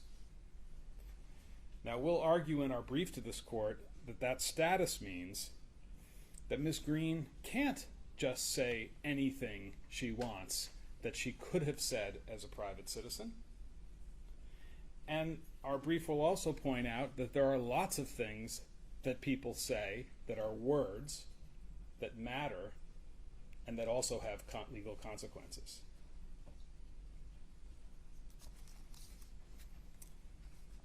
But for that, all of that is for another day. Today, the evidence has proven factually that not only did Marjorie Greene engage in the ceremony of taking the oath to the Constitution, we've proven that the oath has meaning, that it has teeth, that it has consequences. Insurrection. What happened at the U.S. Capitol building on January 6, 2021 was an insurrection. It's as clear as day. And even Mr. Bopp doesn't really deny it. And how do we know that? Because he keeps talking about the rally. It's the rally. It's the ellipse. It's the rally. We're not talking about the rally. We're talking about what happened at the Capitol. Now, there are lots of words and phrases that can be used to describe what's on that Washington Post video that Your Honor has viewed a couple of times. Lawlessness, disturbance, a riot. And Ms. Greene and her counsel have used some of those words today and in their briefs. But the word they really avoid using is insurrection. A riot can be an insurrection. We learned that today from Professor Magliocca. Insurrections can be disturbances. They are lawless. They are unrest. But when it's used in the disqualification clause, an insurrection is more than these things. It is something where the purpose of it is to block, impede, disrupt a constitutional process, or to overthrow the very existence of the government itself. Professor Magliocca explained all of this and how American history has faced many insurrections in the past, and how all of them share the same features. Violence, aimed at the processes or the legitimacy of government. Sometimes they're aimed at courts. In this case, they were aimed at the legislature. And the violence that cannot be quelled by ordinary law enforcement means. Judge Boudreau, you saw and heard with your own eyes not just the violence, horrific and sickening as it is, but its goal, which was to stop the certification of the Electoral College vote in favor of Joe Biden. Its goal was to stop the constitutional process of the 12th Amendment, the peaceful process of transferring power between presidents.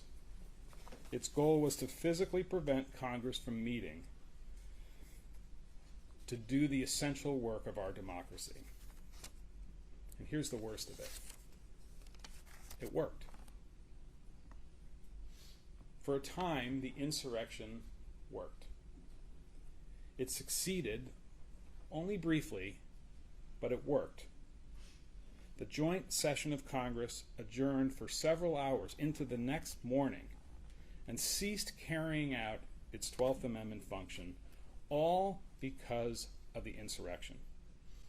Because people violently flooded the Capitol with the goal of striking fear in the hearts of the people who work there and to use violence.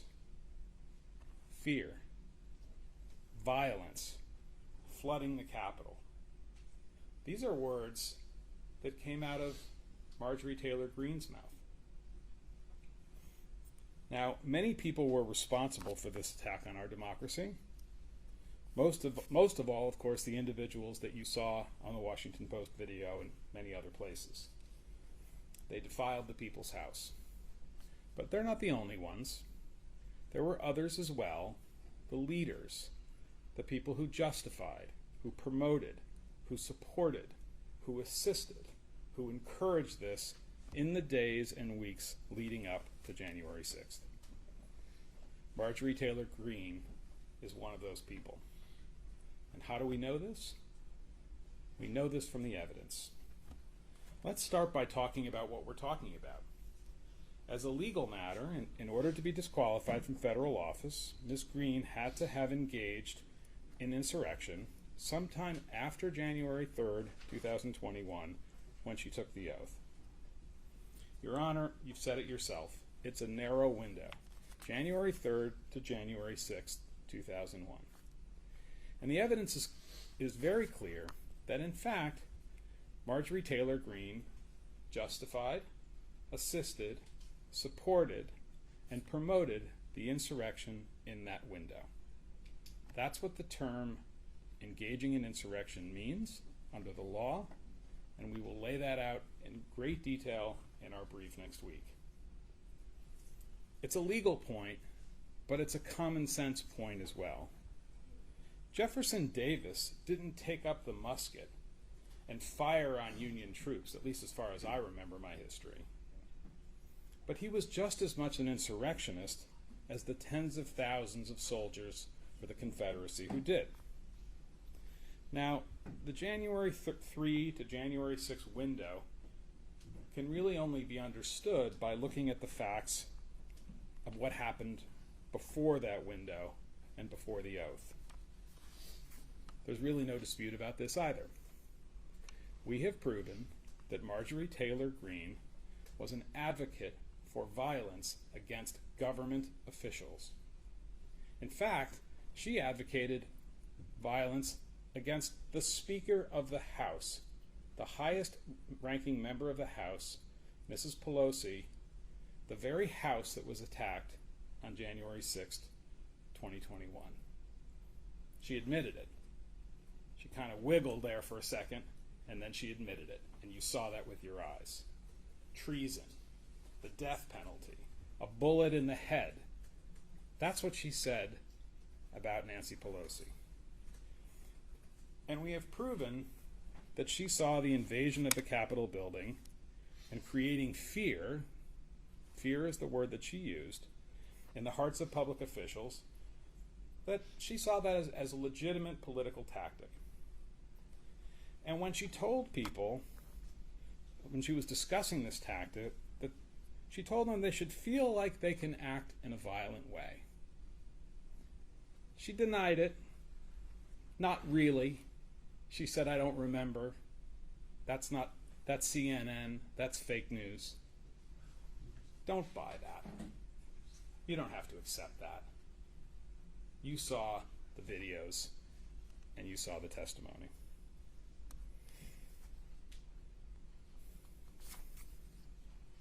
We have proven that Marjorie Taylor Greene was very clear on certain occasions with her supporters about her support for political violence. She said it on tape.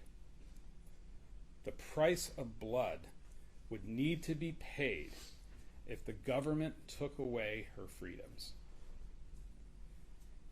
She wouldn't even admit that that was a call for violence. She said something about the First Amendment, the Second Amendment, a bunch of other amendments. The price of blood could not be more clear. Now, this didn't happen in high school, as Mr. Bopp suggested in one of his objections. This happened in late October of 2020, when she was interviewed by Mr. Doar, and she was talking about how her freedoms and the freedoms of Americans could be taken away by a tyrannical government. It doesn't just come back on its own, these freedoms, she said. It has to be taken back with the price of blood.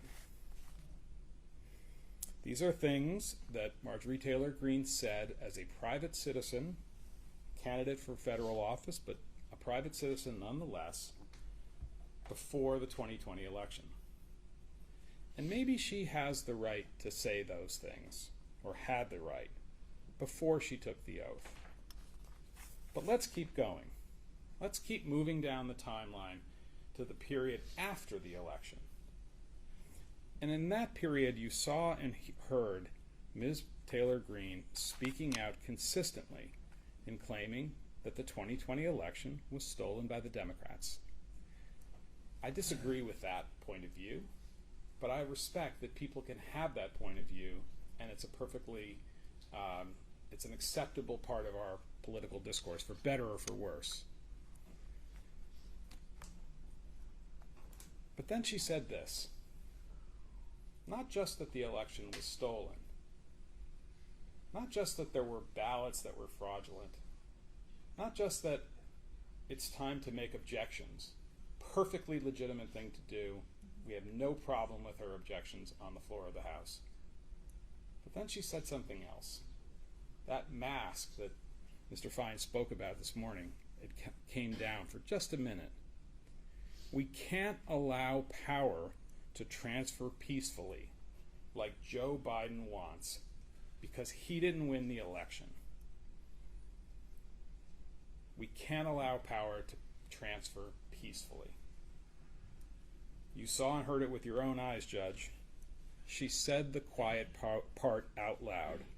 She spoke her truth in a video that she made, that she posted on her own Facebook page, and that she wanted her hundreds of thousands of Facebook followers and the untold millions of other people to whom it would be available to know that her point of view was that you can't allow We can't allow power to transfer peacefully.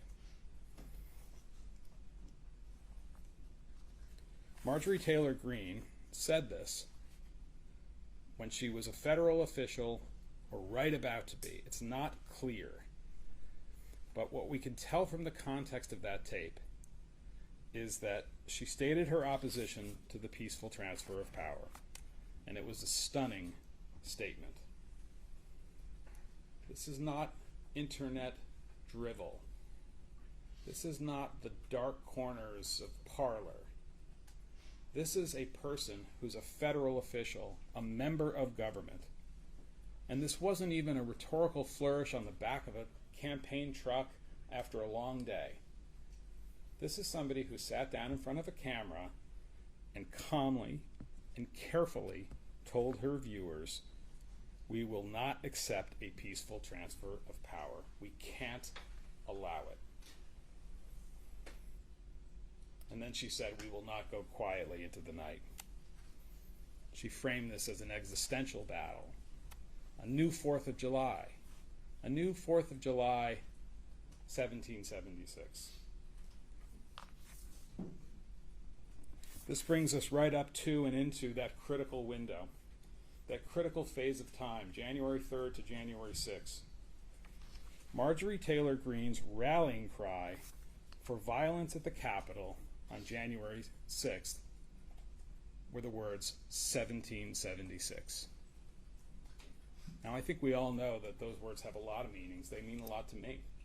They are on the seal of the great state of Georgia, and I venerate that. But that's not what Marjorie Taylor Greene was talking about. And here's how we know this, because here's what we've proved. Marjorie Taylor Greene organized objections on the floor of the House, and this was not an insurrection. This actually was part of the constitutional process, and we have no issue with it. But then, Marjorie Taylor Greene promoted, encouraged, and supported the idea of large demonstrations in Washington on January 6th. Now, there's nothing wrong with large demonstrations either. And this is Mr. Bopp's point about the rally on the ellipse, not the insurrection at the Capitol. He says, well, you know, who cares? It's a good thing. I agree. People do these things all the time. I've done them as well. And demonstrations are an important and venerated part of our democratic tradition.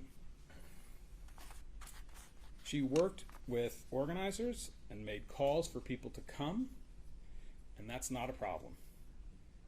Out of context. Out of context, it's not a problem.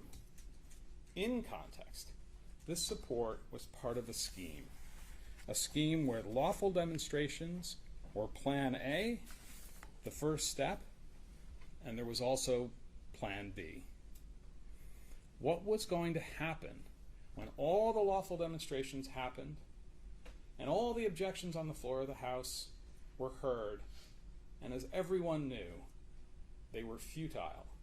The votes were there to certify the election of Joe Biden. There was a Plan B, and Plan B was violence at the Capitol.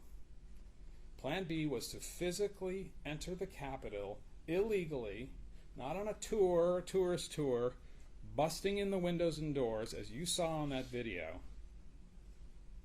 injuring and ultimately causing the deaths of law enforcement, to block the certification of Joe Biden as the winner of the 2020 election. That's what Plan B was. And Plan B had a name. It had a code name. 1776. Now, how do we know that? Well, the clues are everywhere. On December 30th, Marjorie Taylor Greene tweets out a rumor that there are lawful objections on the floor of the House may be blocked by a rule change. And Ali Alexander, who she acknowledges knowing, who says she's a friend, he's the organizer of a major demonstration, he tweets in response to that, 1776 is always an option. And he refers to what 500,000 people will do to that building if the objections are suppressed by a rule change. That's what that tweet exchange is about. I don't believe that Marjorie Taylor Greene doesn't read every response to her tweets and care about them. I think she acknowledged it in truth. And she knew exactly what 1776 meant in that context. She denied it, sort of, not really, I can't remember. Don't buy it. She knows exactly what Mr. Alexander was referring to. And by the way, when that tweet came out and that reference came out to 1776, we don't see a response that says, what is this? I don't know what this is about. Or, gee, if you're talking about doing violence in the Capitol, 500,000 people doing something to that building, I want no part of that. And we heard a lot about Ms. Greene's saying that she's always peaceful, and she put out comments about peacefulness. Never one before January 6th, only after. That video, after. Those press releases, after. You got to ask yourself, why is that? Well, obviously the insurrection succeeded for only a few hours, and then the tide turned, and people saw it for what it was, and she needed a cover story.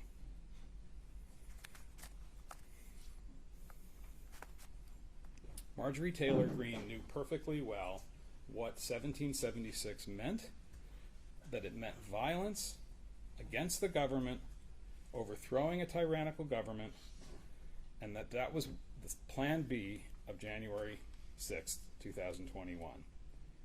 She embraced it and she promoted it. And probably the most important piece of evidence from our point of view in this case is Plaintiffs' Exhibit, or Petitioner's Exhibit 27. This is the short clip of Marjorie Taylor Greene on Newsmax. It's the night before January 6th. She's asked a number of questions about the objections that she and others are going to lawfully file on the floor. And then the broadcaster asks her, so what's your plan? How do you think this is going to play out and roll out tomorrow? And her answer is one sentence. This is our 1776 moment. It's a stunning statement. It has no meaning unless you know the code. It has no meaning unless you're in the club. It's 1776. It's Plan B. It's block the certification. It's flood the Capitol. It's use violence if you have to. This is a message posted, stated on January 5th, in the middle of that window, posted on Facebook to her hundreds of thousands of followers and anybody else who wanted to see it on January 5th, from a sitting member of the United States Congress. It was her clarion call. People knew what she meant. They knew exactly what she meant. Tomorrow is our 1776 moment. Now, it's interesting that the examination that Mr. Bopp did of his client never asked her about that. Never asked her about providing support to people who were planning the demonstrations, or providing support for people who ultimately broke into and trashed the People's Temple. Never asked her any of those questions. She never addressed it. When I asked her, she said, I don't remember, I'm not sure, I don't think so. So what do you have before you, Your Honor, at this point? You have her own words, in context, against nothing. Not even a real denial.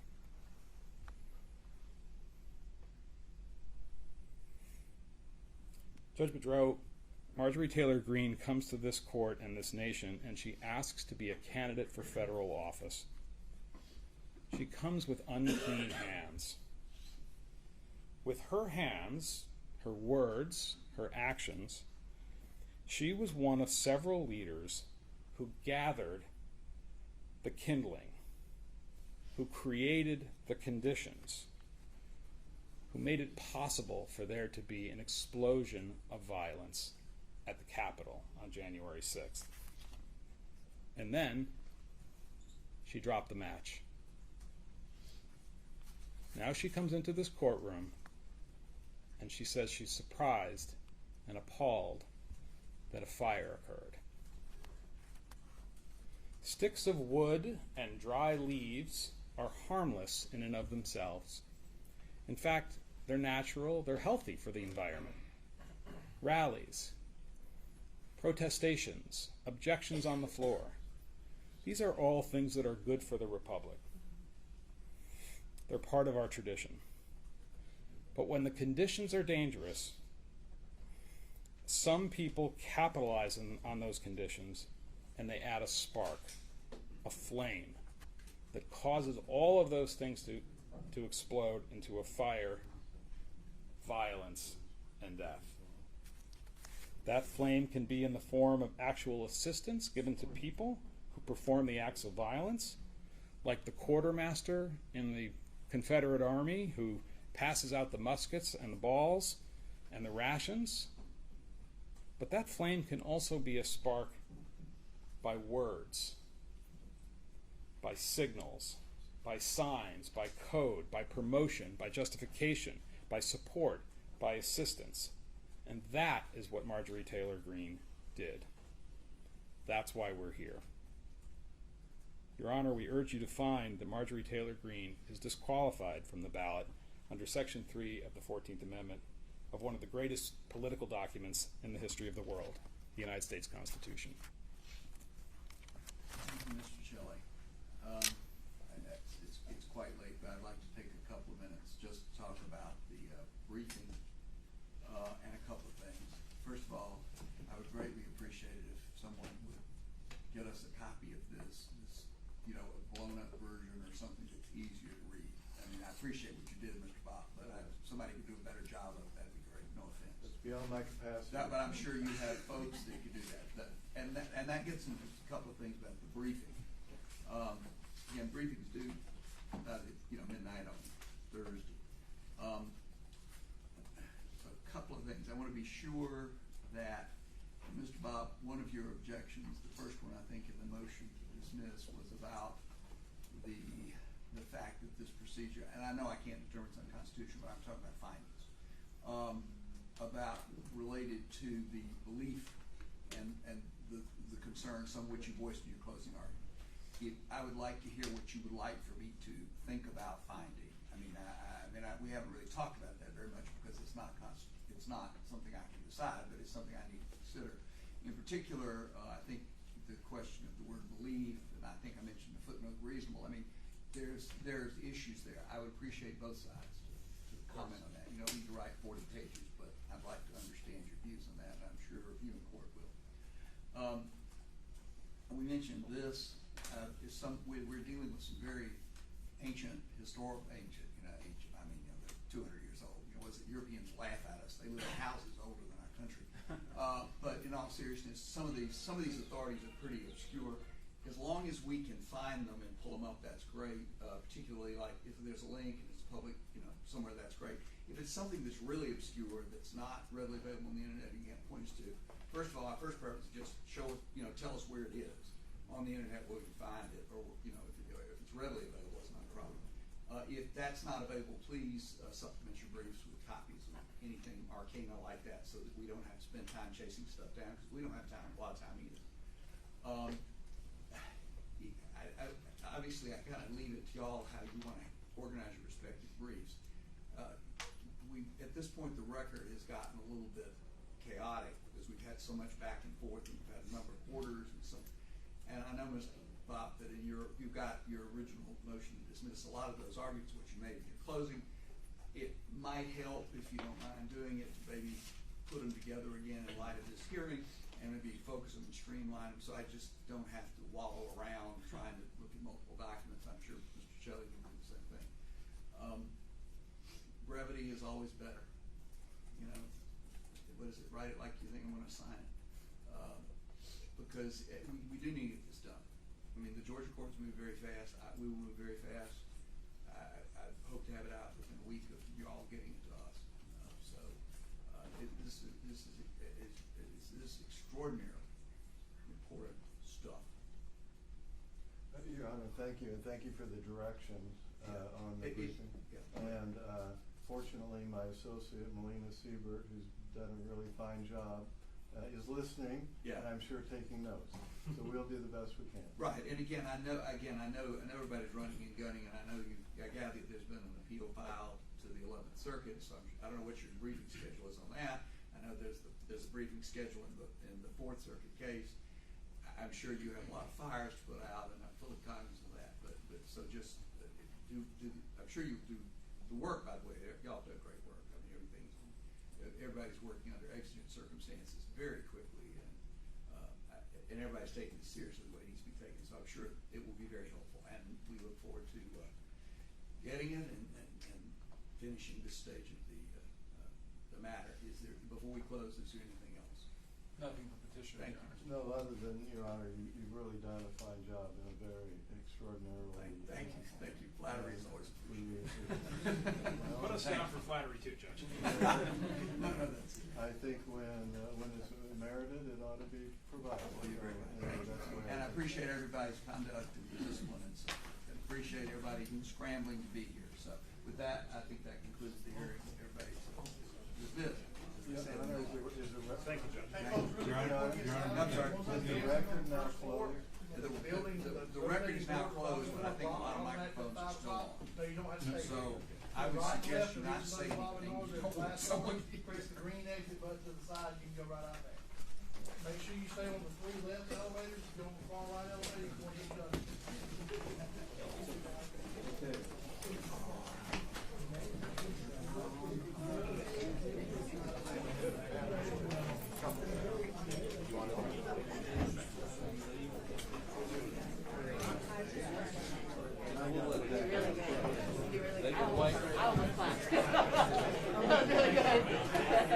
Yeah, we'll let them leave. That way, y'all Don't have to make them all hang out. Yeah. Well, they've already given the order. Probably have to do something like this at the Capitol, in its own essence. Are you Capitol Police or is that? No, I'm a state secretary.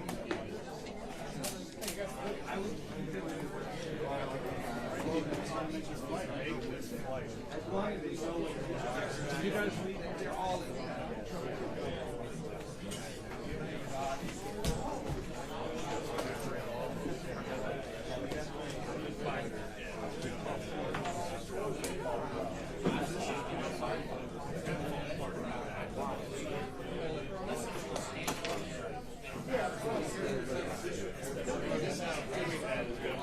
right.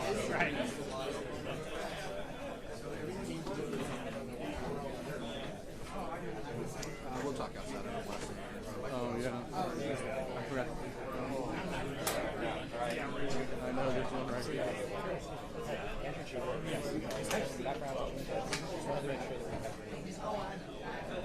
Yes. I go with G middle, comma G. All right, man. Thanks.